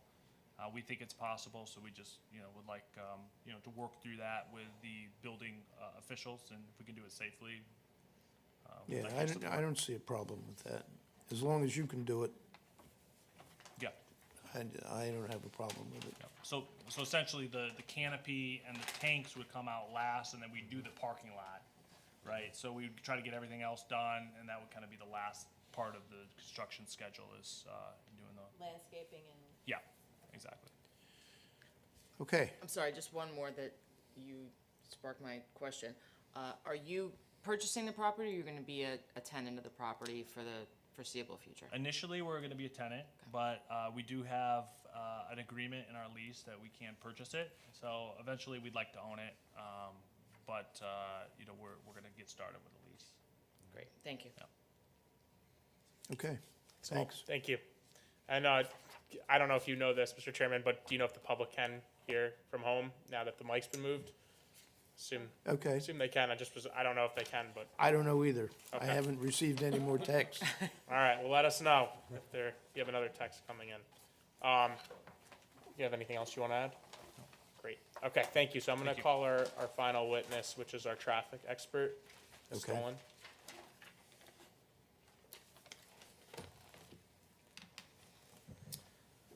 Hi, Ms. Stolen. If you wouldn't mind putting your educational background and credentials on the record before the board. Sure. Elizabeth Betsy Dolan from Dolan and Dean here in Somerville, New Jersey. I have a Bachelor of Science degree in Civil Engineering from Rutgers. I'm a licensed professional engineer registered in New Jersey and neighboring states. My New Jersey license was just renewed, so it is in good standing. I've been at this traffic engineering since 1986, 38 years, and during that time I've had the opportunity to testify in over 250 municipalities throughout New Jersey, and I also regularly review traffic, parking, and DOT aspects of applications on behalf of planning and zoning boards. Gary Dean, my partner, is usually before you, but it's my turn tonight to be in Somerville. So, Okay, we will accept her. Thank you. So, Ms. Stolen, you're obviously familiar with the property, Yes. and you either prepared or supervised the report from your firm dated December 11th, 2023. Yes. And can you kind of walk the board through this report? Absolutely. The report that's been submitted is a standard traffic impact analysis, and it focuses on the weekday morning and weekday evening peak periods of traffic, as well as Saturday midday. The traditional peak periods for analysis are 7 to 9 on a weekday morning, 4 to 6:30 on a weekday evening, and 11 to 1 or 2 o'clock middle of the day on Saturday. And while you did hear testimony that this dispensary will not be open during the morning peak hour, for the purposes of making sure we don't trigger any DOT permitting, and just to isolate that morning peak period as well as the evening and Saturday peak periods, we performed counts at the site driveway intersections, the two driveways along eastbound Route 22, and then the driveway on North Gaston that's opposite the Valero driveway, so we counted that as a four-leg intersection, and captured the lefts and rights into the site driveway and the Valero across the street. So those counts were performed back in November, Thursday, November 2nd, from 7 to 9, 4 to 6:30, and then that following Saturday, November 4th, from 11 a.m. to 1 p.m. And the report summarizes on Table 1 the existing peak hour traffic volumes that we recorded entering and exiting the Sunoco gas station. Traffic reports, traffic impact studies typically focus on peak hours. That's the time frame when site traffic and street traffic simultaneously peaks, and then other hours are comparable in volume or lower. So we're assessing basically the worst case or busiest hours. The existing Sunoco is underperforming by traffic engineering standards. I'm sure you've heard a lot about the Institute of Transportation Engineers and the trip generation manual. That's the manual that we use to forecast trips for new uses. But the existing Sunoco during the morning peak hour, 29 entering, 28 exiting vehicles in 1 hour. Evening peak hour, 24 entering, 23 exiting. And then the Saturday peak hour, we had 19 entering and 24 exiting. So in total, the busiest peak hour is less than 60 trips, inbound and outbound. It's the total trips. Whereas the industry standards would indicate that this site with a small convenience store should be doing upwards of 140, 150 trips per hour. So that's, 70, 75 entering and exiting in 1 hour. And the reason I bring that just to the board's attention is because it does come into play with the DOT permitting analysis, and I know there's some interest in the possibility of what happens with DOT and driveways here. So the existing Sunoco, we counted it, and then we as I said, we used the Institute of Transportation Engineers data for dispensaries. They do have that in their last two releases. The last two editions do include cannabis dispensaries. And based on the size of the building, the morning peak hour activity would be limited. And again, I'm giving you these numbers more so because of the DOT aspect that I'll talk to later. We understand that this site will not be open during the morning peak hour, which is about 7:30 to 8:30. ITE would indicate it would be low volume anyway. About 14 cars would come in and come out in one period. And the evening would be busier, of course, with 24 entering and exiting. And then Saturday, the busiest, 37 cars entering and exiting for a total of 74. So the reason I give you these totals is so you have an understanding of the order of magnitude of the increase or decrease in peak hour trip generation. And the site won't be open during the morning peak hour, whether you look at the ITE numbers or not. So we've got a reduction in traffic during the morning peak period, and virtually the same volume as projected for the evening peak hour, and a slight increase of about 30 trips during the Saturday peak hour. That type of increase is not considered significant. Significant is defined in the State Highway Access Management Code as 100 or more trips in a peak hour. We're looking at 31 new trips in a peak hour. So we're well below that threshold that DOT defines as significant, and it means that if we don't modify the driveways, we don't need a new access permit from NJDOT. The Institute of Transportation Engineers, ITE, also provides guidance on when full traffic impact studies are appropriate, and that 100 trip per hour comes up again. So this is, again, it's not considered significant. It's not likely to change the operational characteristics of the site driveways, and certainly won't impact the corridor on Route 22 and have little or no change in operational characteristics along Gaston Avenue. Nevertheless, to prove that and to show that there is not a negative impact, we went through a formal analysis of adding that additional dispensary traffic to the site system and analyzing the site driveway system along the adjacent roadway network, eastbound Route 22 and North Gaston. We added background traffic growth consistent with again, the DOT, the access code parameters. We took a slight credit for what we call pass-by trips, and you heard Mr. Barr talk about capturing some traffic on Route 22. Much the way the gas stations and fast food restaurants and other convenience uses like to locate on busy streets, it's because they, to a certain degree, will capture traffic already passing by in the form of pass-by trips.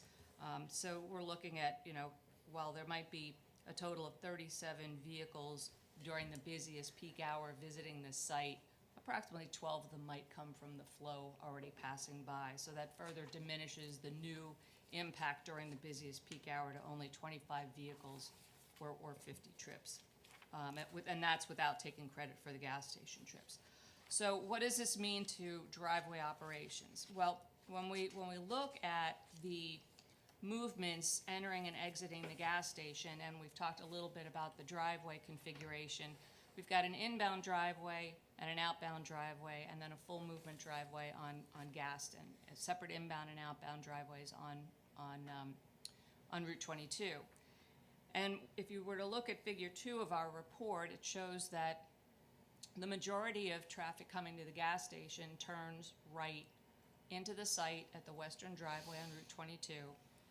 And then the eastern driveway on Route 22 is seeing 0 or maybe 1 vehicles use that driveway to exit to 22.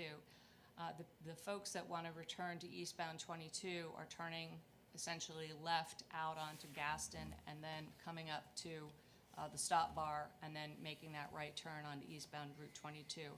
And that volume ranges from 7 vehicles turning left out to 15 vehicles turning left out in the busiest peak hour. And so when we look at a future condition and modeling the trips for the dispensary, we're looking at 10 to 28 lefts coming out of the site, headed back to eastbound Route 22, and up to 36 vehicles coming in as a right turn from Route 22. There's not much traffic entering the site from the south, coming up Gaston Avenue northbound and turning left in, and I think that that's a somewhat self-policing type of movement. And if you look at the other parallel roads, Bridge and Grove to the west, and I know I use Bridge all the time, it's much easier to enter the Route 22 eastbound flow because you've got that sort of axle lane there. So I would think that unless you were living in the area immediately south of the site, west of Gaston Avenue and north of, I guess it would be Spring, you would be inclined to access this site from further west, from some of the other north-south roadways. And so we took into consideration the existing flow and the existing access configuration, and we used that to model the slight increase in site traffic. And we found that the operational levels would be comparable to what they are now. There's no question that when you leave the site and try to get onto Route 22, not just peak hours, but throughout many hours of the day, it's tough to do. But there are gaps, and we're looking at level of service C to exit back out onto the highway, and that's considered acceptable during peak periods. And we've got levels of service A and B for the movements at the Gaston Avenue driveway. So I know that there's interest and concern in the configuration of the driveways, and I think Craig Stiers had mentioned that we did request accident reports from January 2020 through now, and we were provided 2 reports. One was a driver who lost control along the site frontage, and the other was someone who was on the property at the gas station and backed into a customer that came in. So neither of them had to do with the access configuration or the intersection configuration. And of course, the big item here is, as I said, DOT. We're not doing anything with this site redevelopment to trigger the need for a new access permit. And while this is a somewhat outdated access configuration, it hasn't proven to be unsafe. There's not repeated accidents associated with the configuration. And actually, the Valero driveway that we counted is seeing more turning movements into and out of Gaston Avenue than the existing Sunoco, and really comparable to or higher than what we're projecting for the dispensary. For example, during the evening peak hour, the projected left turn out from the dispensary is 18 compared with 26 exiting the Valero and 44 entering the Valero. And during the Saturday peak hour, we've got 28 lefts out of the dispensary compared with 15 out of Valero and 30 into Valero. So while it's certainly not a current design standard, it is part of the Route 22 corridor, and we don't need to go to DOT, and we prefer obviously not to go to DOT. And considering that the volumes are comparable, I think that we've shown that the access configuration can continue to support a convenience type of use at this location. If I could just ask one question about that. Are you familiar with the MLUL notice requirements for an application, generally Yes. speaking? So, and if you know this, just tell me, but would it surprise you to know, or if you know, again, tell me, that the applicant had to notice for this application to the DOT? Yes, yes. So my question is, the DOT did receive notice of this land use application. They are aware of it. They could have. They could have, and there for a while, they were issuing letters advising the boards and the applicants that, hey, please review the access code parameters to determine if you require a new permit. Well, as I've stated here, the big test is whether or not there's a significant increase in traffic, and there's not, and we're not altering the driveways, which means no construction in the state highway right-of-way. So those would be the triggers that DOT would have us look at as the applicant, and the board's professionals, of course, on behalf of the board and the municipality. So without a trigger, it would be uncommon for an applicant to go to the DOT outside of providing them the standard MLUL notice. That's correct, yeah, because there is no requirement to show them you don't need a permit. There's an opportunity to request a letter of no interest, but that is not a requirement of the access code. Thank you. I think the other part we want to talk about a little bit is parking, and you've heard about the parking from Mr. Barr in terms of operation. We've been handling a lot of applications, and we've been looking at 15 minutes as a turnover for a more conservative assessment, even though it's maybe 8 minutes or call it 10. But the math is easy if you use 15 minutes, because that means each parking space can turn over 4 times in an hour. So even if we had 10 parking spaces available for customers, that would mean you could accommodate 40 customers in an hour. I explained that we're looking at 37 at peak hour on Saturday. So Mr. Barr said, 14 would certainly be sufficient, and that's sort of the number of spaces, 11, 12, 14 or so, that we're seeing in a lot of these applications for dispensaries, 2,000, 3,000 square feet. A lot of, or some of the applications we've handled are, for example, banks being retrofitted for dispensary use, and they may have 30 or 40 parking spaces, but they're not needed. For this size and location, I would think that the 20 spaces would more than satisfy the customer demand, in addition to the 6 or 7 employees that may be there, and assuming again that they all drive. So from our experience with other dispensaries, and even if you look at the Institute of Transportation Engineers, they do have some information with regard to dispensaries, and their numbers would come out at 14 spaces. So I think that it's a comfortable supply for this use. A couple of questions to follow up on that, and then I wanted to go back to Gaston Ave.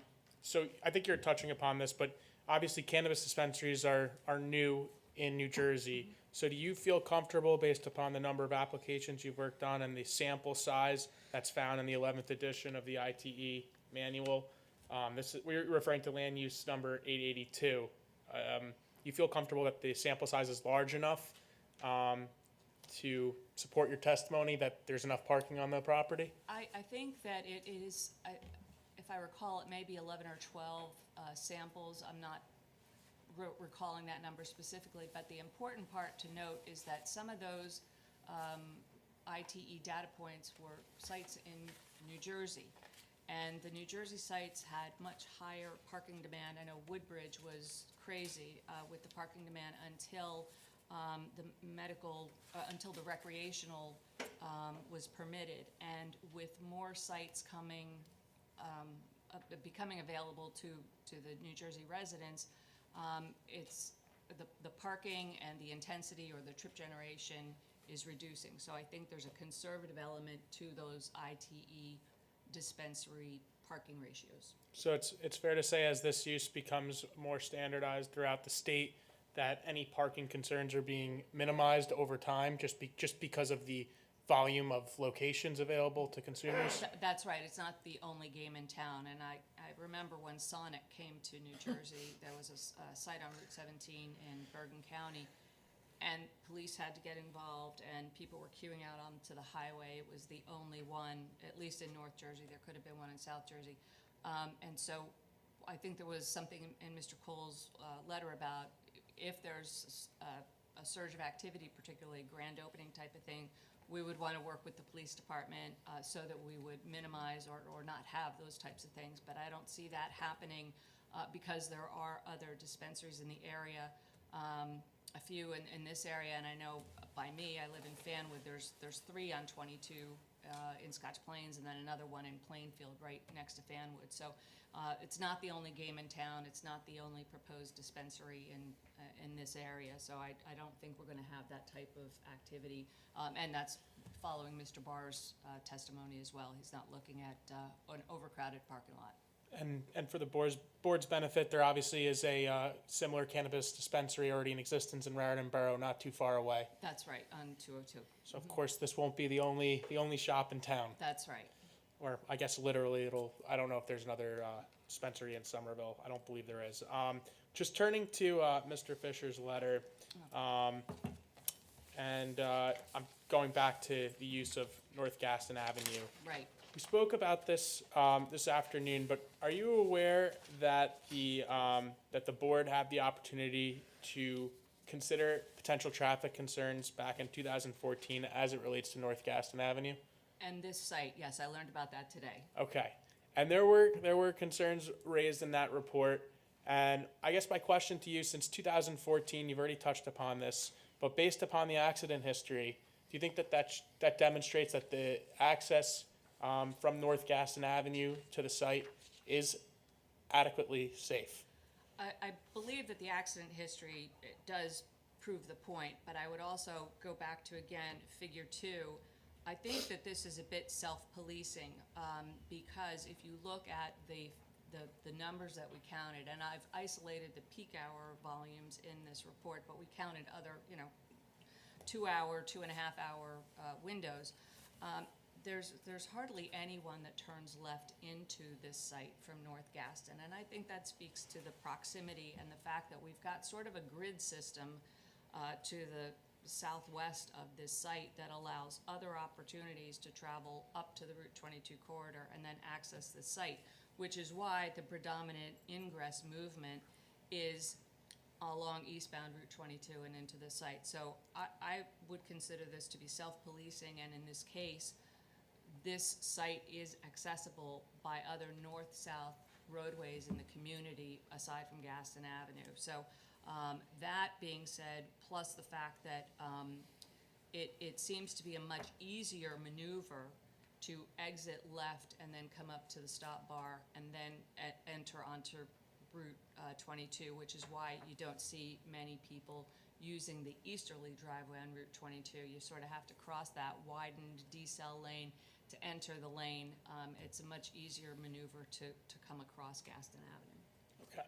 Okay. And then, if you touched on this, I apologize. Just for my own edification, when you're assessing sight line and you are speaking about a deceleration lane, what it would be standard? Because obviously and correct if I'm wrong, the sight line, the necessary distance required is different when you're in a deceleration lane versus not a deceleration lane. Well, you definitely want to have a minimum of stopping sight distance, which is going to be on the order of 500 feet here. In this particular configuration, I think it's that you're crossing more pavement as opposed to having the sight distance. But I would say that coming out of the site onto Gaston Avenue, you're turning, but you still have the line of sight to see the vehicles that are coming from 22 turning right onto Gaston, and that number is consistently about 200, 225 per hour. Thank you. You're welcome. I don't have any other direct, but I'm sure there's questions. Okay. Mr. Chairman and the board. Anybody have any questions? I have a couple. Larry, go ahead.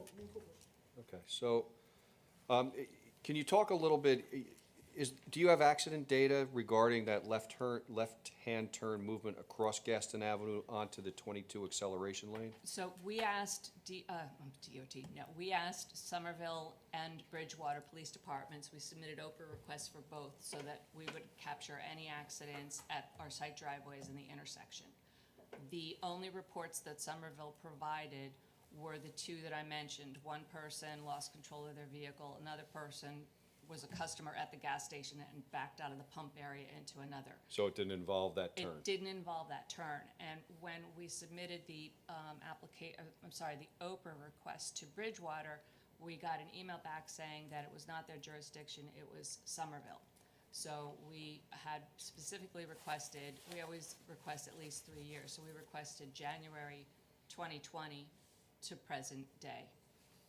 Okay, and then in the letter, it states any accidents that occurred entering and exiting the site would likely involve the Bridgewater Police and use the township's resources at the expense of taxpayers. But that's currently the condition as it stands now. That's my understanding, yes. Okay.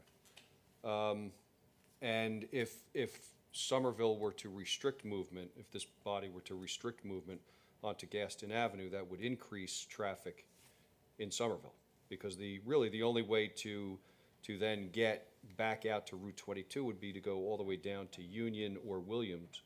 And pull a U-turn. And, well, or pull a U-turn, Or which go- in one of our neighborhoods. Go around the block. Go around the block. Well, the block is 28. a quarter mile down the road, and then you have to come down Union and back up Grove, or down William out to Grove, or down Union all the way out to Adamsville. Adamsville. That's not a reasonable, No, and as I said, I think based on my review of the counts, this seems to be a self-policing issue, and recognizing again that it's not an exact grid system, but you have a nice roadway network adjacent to this location where there's Grove and Bridge, that I think Bridge by far is the easiest to get onto 22 eastbound, as opposed to trying to, and that is also a pre-existing condition on the eastern gas station site, where that movement can turn onto Gaston Avenue. That's right, and we. Valero. Yes. The Valero, yeah, and for analytical purposes, we did count that. It's basically, the Sunoco gas station is opposite the Valero station, so analytically you look at it as a four-leg intersection. So we counted all of that, and that's where I was able to tell you about the lefts and rights coming out of that site as well. Okay, thank you. You're welcome. Larry? I heard what you said about the studies and stuff coming out of one to Gaston Avenue, but for practical purposes, we all drive through here. I've never had an accident, but I've seen a lot of almost accidents, and people not paying attention, coming out and making a left turn, or using the exit lane from 22 to cut to Valero instead of going to their driveway. So there's a lot of movements, and if you're in that Gaston Avenue driveway and you're out on the street, you can't see a car coming around the corner necessarily at faster than they should be. If the speed limit should be 25 coming around that corner, they're not. Well, I'm just saying for practical purposes. sure, and it's not- I think that, and somebody mentioned COVID earlier, I think it was Mr. Barr. I travel 22 between Fanwood and Somerville almost every day. And the things I see and the driver behavior, it blows my mind. And so, we're looking at this particular site and the numbers here, and I know it's, like I said, it's not the current design, but 22 has really some very interesting engineering along its corridor, if you think about it. And so, while we would never design this today, we've done everything that we're supposed to do to make sure that we can continue with this driveway system. And as I said, I find a certain comfort in the roadway system, I'll say, south and west of this site, because it gives the drivers alternatives. And the Route 22 eastbound, that's the easiest maneuver here. For this site, the left out to Gaston to get to 22 eastbound, I suppose that I know it's easier, but it's, I would say, somewhat comparable to the movement you were saying. People turn off onto Gaston Avenue and then cut across into Valero. They like to do that better than continue past Gaston and turn in. So the good news is the traffic on Gaston, it may sound high, but when you compare it, of course, with 22, it's really not. When it's 200 to 240 vehicles in the busiest hours turning right or southbound onto Gaston, and about 140 during the busiest hours coming northbound onto 22. So while there's a little bit of spaghetti or weaving there, vehicle weaving across the site frontage and the Valero frontage, it seems to be working, and I think people, they don't have to go to those gas stations, but they choose to, and they make it work. Same thing, people don't have to go to the proposed dispensary. They do have other options, but they also have options of getting here from different travel paths. We also have that same situation down by Post Hardware, where people do that same weird. Oh, yeah. I think By the gas that's, station. It's just that's the nature really of rough the over beast. there, yeah. It's the nature of the beast off of 22, I think. I have a question, and you may not know this off the top of your head, but I would be very curious to know what the traffic volumes are on Grove Street and North Bridge Street. Yeah, I don't have those, and it's funny because as I was, prepping for this, I kind of looked through some of the DOT, and we don't have anything in our database, so I don't have that, no. Okay. 'Cause there are times when I sit for 5 minutes at the end of my driveway on Grove Street. Grove is tough, and that's, I said, I leave here, between 4 and 6 most weekdays, and Bridge for me is the easiest because you do have that accel decel, but you need to know how to drive it, and if sometimes somebody will stop there, they don't understand that they're supposed to get in and make that weaving movement, and then you get 5, 6, 7 cars, and then the horns start Yeah, blaring. I was just curious as to whether or not we could. Make a comparison. Yeah, make a comparison there. Anybody else have any questions? If not, I will open it up to the public. If I could just ask very quickly, I just had something, just it jogged my mind, but I was just wondering, did your firm ever work on any applications with the Valero station? We may be working on one, but if I did not, Gary may have. Okay, I don't recall. okay. Yeah, I don't know if it would surprise you that Gary had mentioned that he was working on a Valero application, or I guess my question to you is that if there was an application for the Valero station in Bridgewater, the applicant there and the township could also approach the DOT for the same deceleration lane, correct? Sure, if anytime there's a site redevelopment, expansion or so forth, there has to be an evaluation as to whether or not there's any DOT requirements for permitting, and sometimes there is an interest in having an improvement, but I don't know any specifics about the Valero, I'm sorry. It's okay.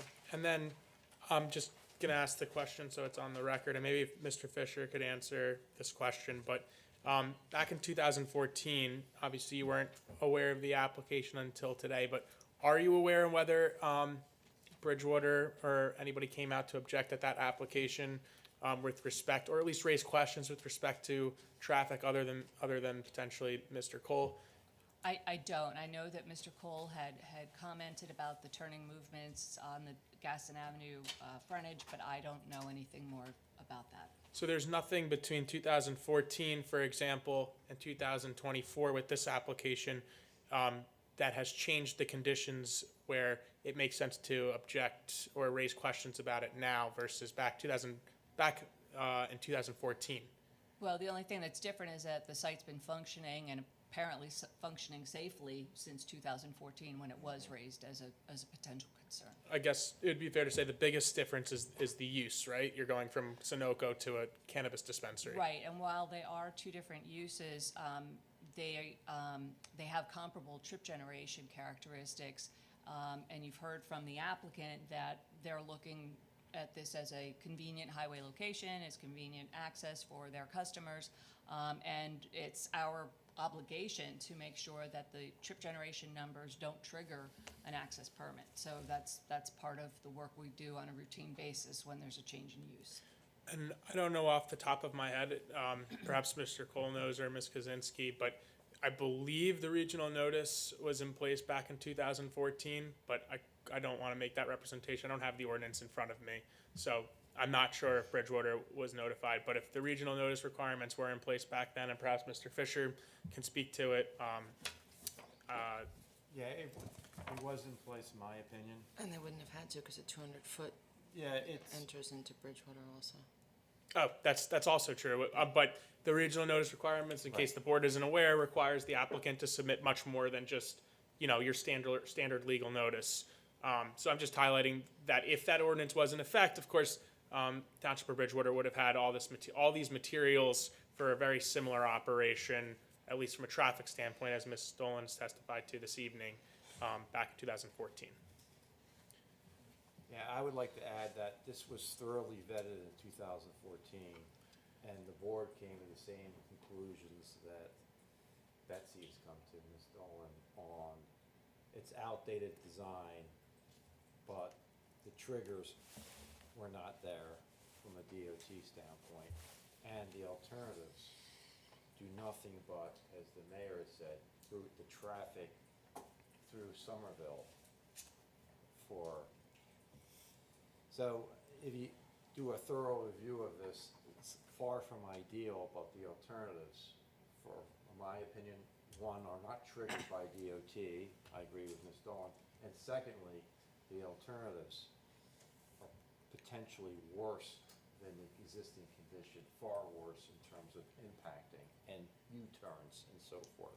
Right, or you just, Gaston's nice and wide. You could just go south, turn Right. right out, then pull a U-turn and head back up, so, or use somebody's driveway. And for those reasons, it was not in my current report, since we've already beat this to death a decade ago. One representation I just want to make on behalf of the applicant, that if there is any sightline adjustments that the applicant can make with respect to landscaping, we're more than happy to work with the borough and Mr. Cole to make those changes. Again, if there anything that we can do to help the situation, reasonably speaking, with the landscaping, we're happy to do so. Yeah, that was my request, if we can, if the sightline could be increased, anything we can do to give them more reaction time essentially. And if we can come up with a plan that, an abundance of caution, grand opening initially, that should we have queuing, that there'd be a plan in place to address that situation. Right.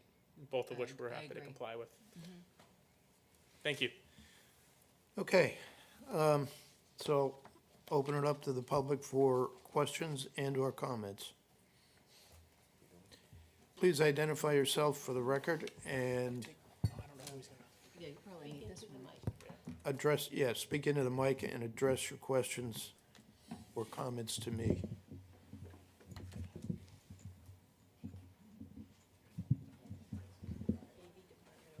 Got it? I think a bunch of attorneys could figure this out. Maybe, maybe not. All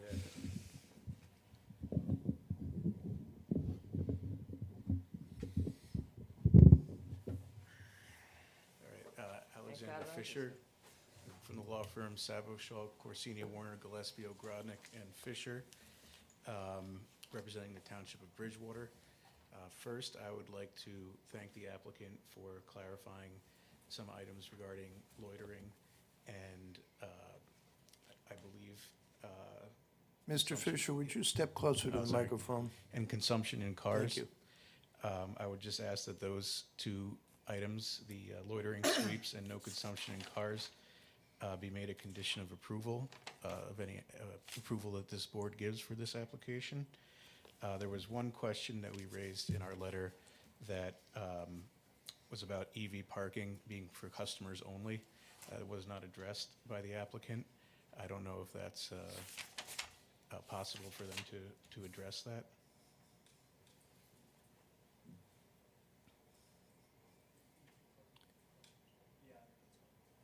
Yeah, we can have signage indicating that as long as it's compliant with the EV regulations in the state, but sure, we can do that. Right. Exactly. All right, so we appreciate that, and just a few minor questions. I'd like to introduce into evidence as Exhibit 01. It's a copy of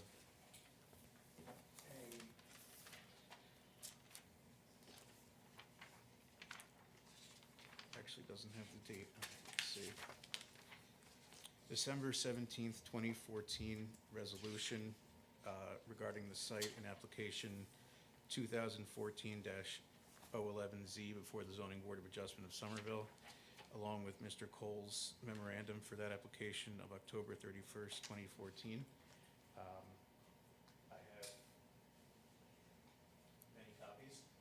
And just for the record, that was included in the applicant's application as well. That was marked as A1 too, just so you know. We don't need to have a separate. So just to be clear, what was part of A1 was the resolution? It's fine to reintroduce it. I'm just saying that what was part of A1 was Exhibit 01, which includes the 2014 resolution and Mr. Cole's report. And the report, that's just what I wanted to clarify. Probably easier Okay. that it gets introduced as a new exhibit anyway, just. All right, so. Here are 13 copies. Thank you.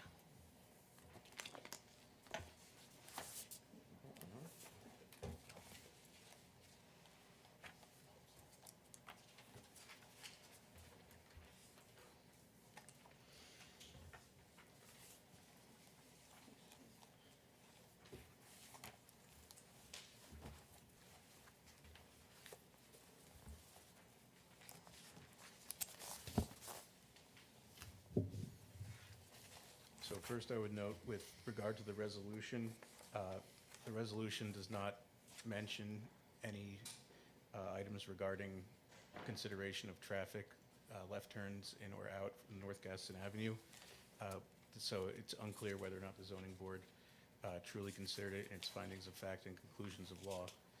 And I would note that it was not this board that reviewed it in 2014, but rather the zoning board. Second, I would call the board's attention to number H1 of the general comments of Mr. Cole's memorandum, page 8 of 10. And if I could just read that into the record. The curb cuts on the eastern side of the property are not consistent with NJDOT standards. The curb cut onto Gaston Avenue should be a right turn only, as a left-hand turn is a site safety issue due to the insufficient sightline from eastbound Route 22 vehicles exiting onto Gaston Avenue. For this reason, egress should be restricted to right turn only onto Gaston Avenue. I know that's probably been beaten to death at this point, but I just wanted to make a record of that. Just a few short questions, because you did address a lot, Ms. Dolan, I appreciate that. Are you familiar with section 102-84 of the Borough Code? No.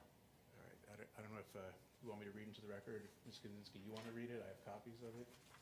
You could read it into the record. I'd like everybody to hear exactly what we're talking about. So this is for site standards. Section 102-84 says subsection B, number of driveways to and from street. Access shall be provided by the minimum number of driveways necessary, considering the characteristics of adjacent street traffic and improvements and anticipated traffic volumes using the site driveways, the need for emergency access, site visibility, and other factors related to traffic safety. There shall be no more than one driveway on any site providing access to and from a borough arterial roadway, unless determined by the board that the additional driveways are necessary for traffic safety and convenience.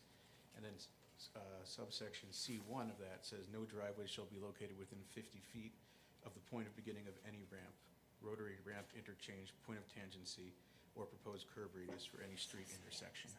So, can you tell me, does it comply with either of those? I don't think that the existing access system does comply with that. Okay. And section 102, and just to be clear, Are you requesting a variance from those? I'm really not able to speak to variances. I've looked at the access in terms of volumes, safety, history, and the DOT permitting perspective. And I don't know if that's a question for you. I can speak to it. I mean, if the board would like us to seek variance relief for that, we can certainly do so. I would say it's an existing condition. The traffic volume there's no intensification to traffic on the site. So while there's a change in use, there's no intensification. So I wouldn't necessarily agree that a variance is necessary for an existing condition where there's no intensification to the existing condition. Well, I'd like to chime in and say that's a waiver. It's not a variance, it's in design standards. And in the variance section of the ordinance, it says that you have to comply with DOT standards. Right. So the DOT obviously has jurisdiction on the site, and I would argue that it probably has jurisdiction on the egress off of Gaston, because you can't touch the driveways, in my opinion, without getting DOT approval, because they have jurisdiction. And you're referring to section 102, 118? Yeah, that Borough sounds Code? right there. It specifically says you have to Right. comply Shall with comply, DOT yeah. standards. Correct. And I think Ms. Dolan has demonstrated that there's no trigger point. It may not comply with the existing standards. However, there's no trigger to change it based on the volumes and basically that it's been there for about 1 million years. And more on top of it, how would you change it? That's really the gist of all this, is you have a situation with an undersized lot with existing curb cuts, and there is no really viable solution to change this. And that's why we referred to it 10 years ago. It was the Board of Adjustment. This whole issue about, yes, it's not ideal, the sightlines aren't meeting current standards, but how do you change it without causing other hardships? At minimum, left turns in from North Gaston Avenue could be restricted. They're not needed to flow back out onto Route 22. If I understand your testimony, it's left turns out of the property, North Gaston Avenue? There's hardly anyone that turns left in from North Gaston Avenue. So, In my mind, I call it self-policing because I Right. believe they're seeking other means of access to the site. So I think we had 3 peak hours analyzed, and there was only 1 peak hour where we had left turn volume there. does the fact that they're putting signage facing North Gaston to the south indicate that more people or they're attempting to attract more users to use the North Gaston driveway? I think it's, from a traffic perspective, I don't think it's an easy maneuver, and I think that's why in all of our traffic counts, we saw very few vehicles use it. So it's maybe more advertising, maybe more hopeful, but I don't see it really operating that way. It's not an easy move to make. So restricting. Mr. Fisher, Yes, it's me. yes, okay, Would you, number one, step closer to the mic? sorry. And number two, address your questions to me. Okay. So I guess my question that I would ask the witness is, if so few trips are made using left-hand turns from North Gaston into the property today, why is it necessary from a traffic perspective to maintain that left turn ingress from North Gaston Avenue? Maintain the left-hand egress. Ingress. Ingress. I don't know. I don't know that there's an answer to that. And I think if there was, we've heard it already. Would that then also preclude a left-hand ingress into the gas station in Bridgewater, off of Gaston Avenue? A left turn across, would a left Coming turn? coming off of the eastbound ramp onto Gaston Avenue, would that then necessitate a restriction of a left-hand turn into the gas station? I can't answer that. Okay, thank you. I think we're at the point if it's not broke, don't fix it. I understand, and I would just like to thank the board for its time and ask that the previous things I mentioned be considered as conditions of approval. Thank you. We will consider them. Thank you. I have a question. 2014 application. What was that? What was it for? It was for LED Signage. signs, Larry. Oh, that's all it was? It was So a minor site plan application for signage, Okay, and thank you. we didn't have the benefit of a traffic study, so the comments were based on sightline. Right. And the board with the applicant, we went through what the mayor brought up and what others have brought up about if you would restrict the movement, what do you accomplish? Are there problems? And if you restrict the movement, what do you do with the impact of the cars from trying to get back and and there wasn't any traffic data, but the thought process was that no one could recall a lot of traffic issues. Far from ideal, but it's existing in there and part of the fabric of community. If that answers your question, Larry. It was a sign application. Okay, that's why there was no traffic issue. It was no, It's always been a gas station. it was a signage going to LED signs and digital billboard. And subsequent to that was changed in the ordinance at the request of the chairman, well, why there has to be a board action, just throw it out there, it was changed. But it was not a thorough investigation, it was basically a minor site plan application. Thank you, Mr. Fisher. Thank you. Yes, sir. Mayor? Good evening. Dennis Sullivan, 8 South Richards Avenue. I would ask the board to approve this application. This is the culmination of a process that took place with the public vote, I believe in 2022. At that point, the council spent a lot of time and effort in crafting the ordinance for location. We developed an extensive questionnaire application form which addressed security, storage, nuisance smells, all of the factors that the applicant has presented tonight. It didn't happen quickly because we were very restrictive in what we expected. And I'm pleased to see that what was presented tonight really matches up with the ordinance that we created in 2023. So I thank you for your consideration, and I hope you take those comments into effect when you vote. Thank you again. Thank you. Okay. I think Dennis is right, that the council took a lot of time and put a lot of effort into creating this ordinance that permitted this particular use. And I think that the traffic situation has existed for as long as I can remember, and that's a long time now. So I'm in favor of it, and I know that we would have some conditions. Mike, I just want to ask, that other than those items you mentioned, you're agreeable to Mike Cole's report? Yes, yes. Okay.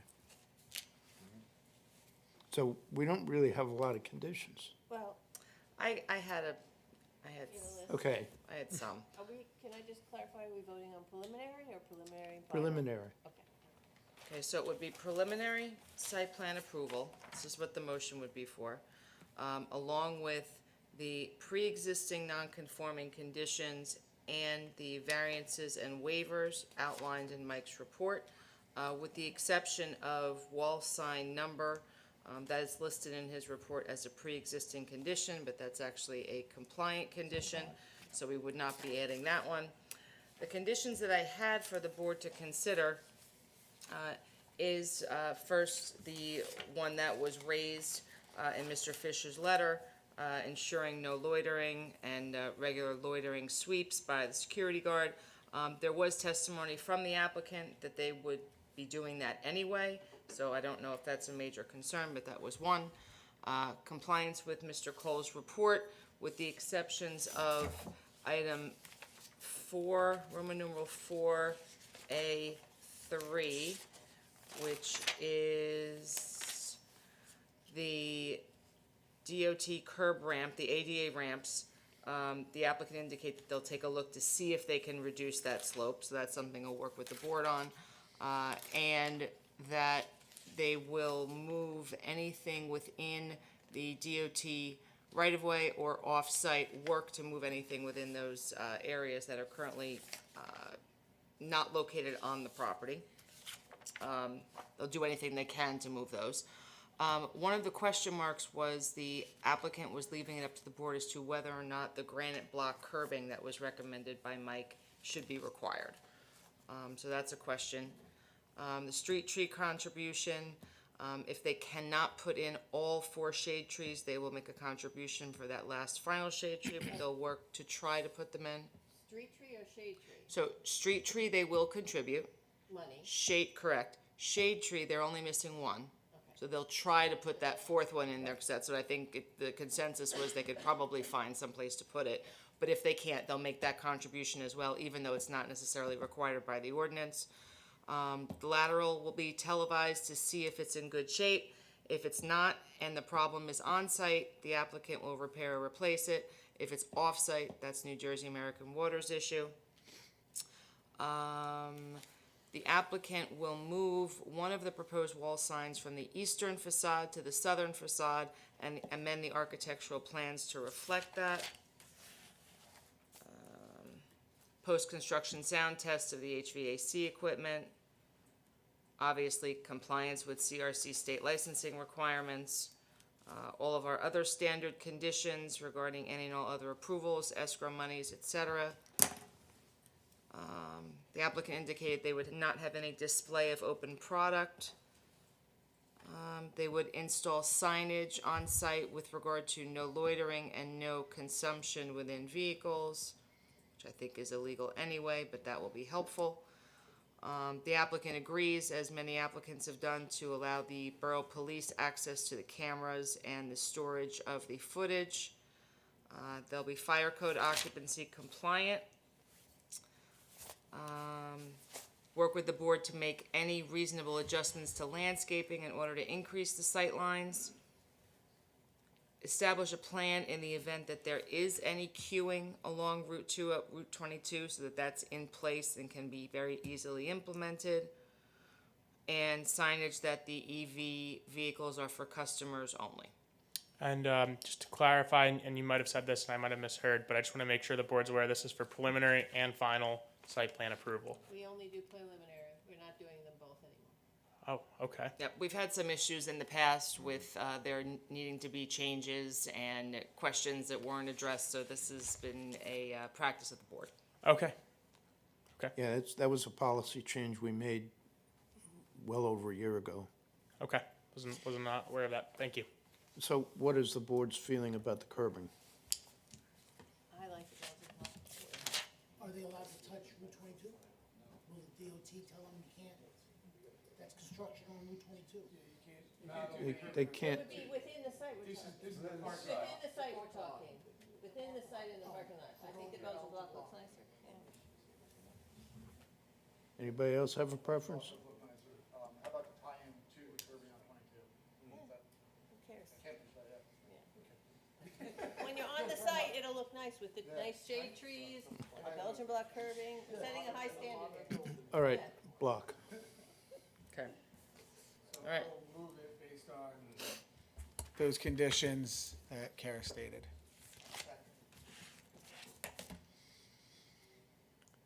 Okay, whenever you're ready, Jenna.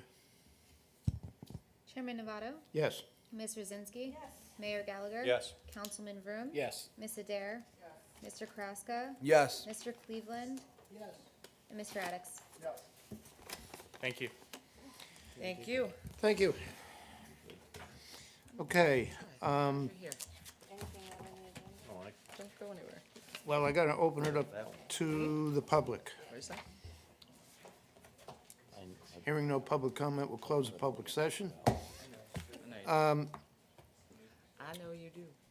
We need a motion to go into executive session. Do you want to do that at 9:30? I don't. We're not making good decisions at 9:30. No, I'm not gonna make a good decision at my That's place. usually 2 of them.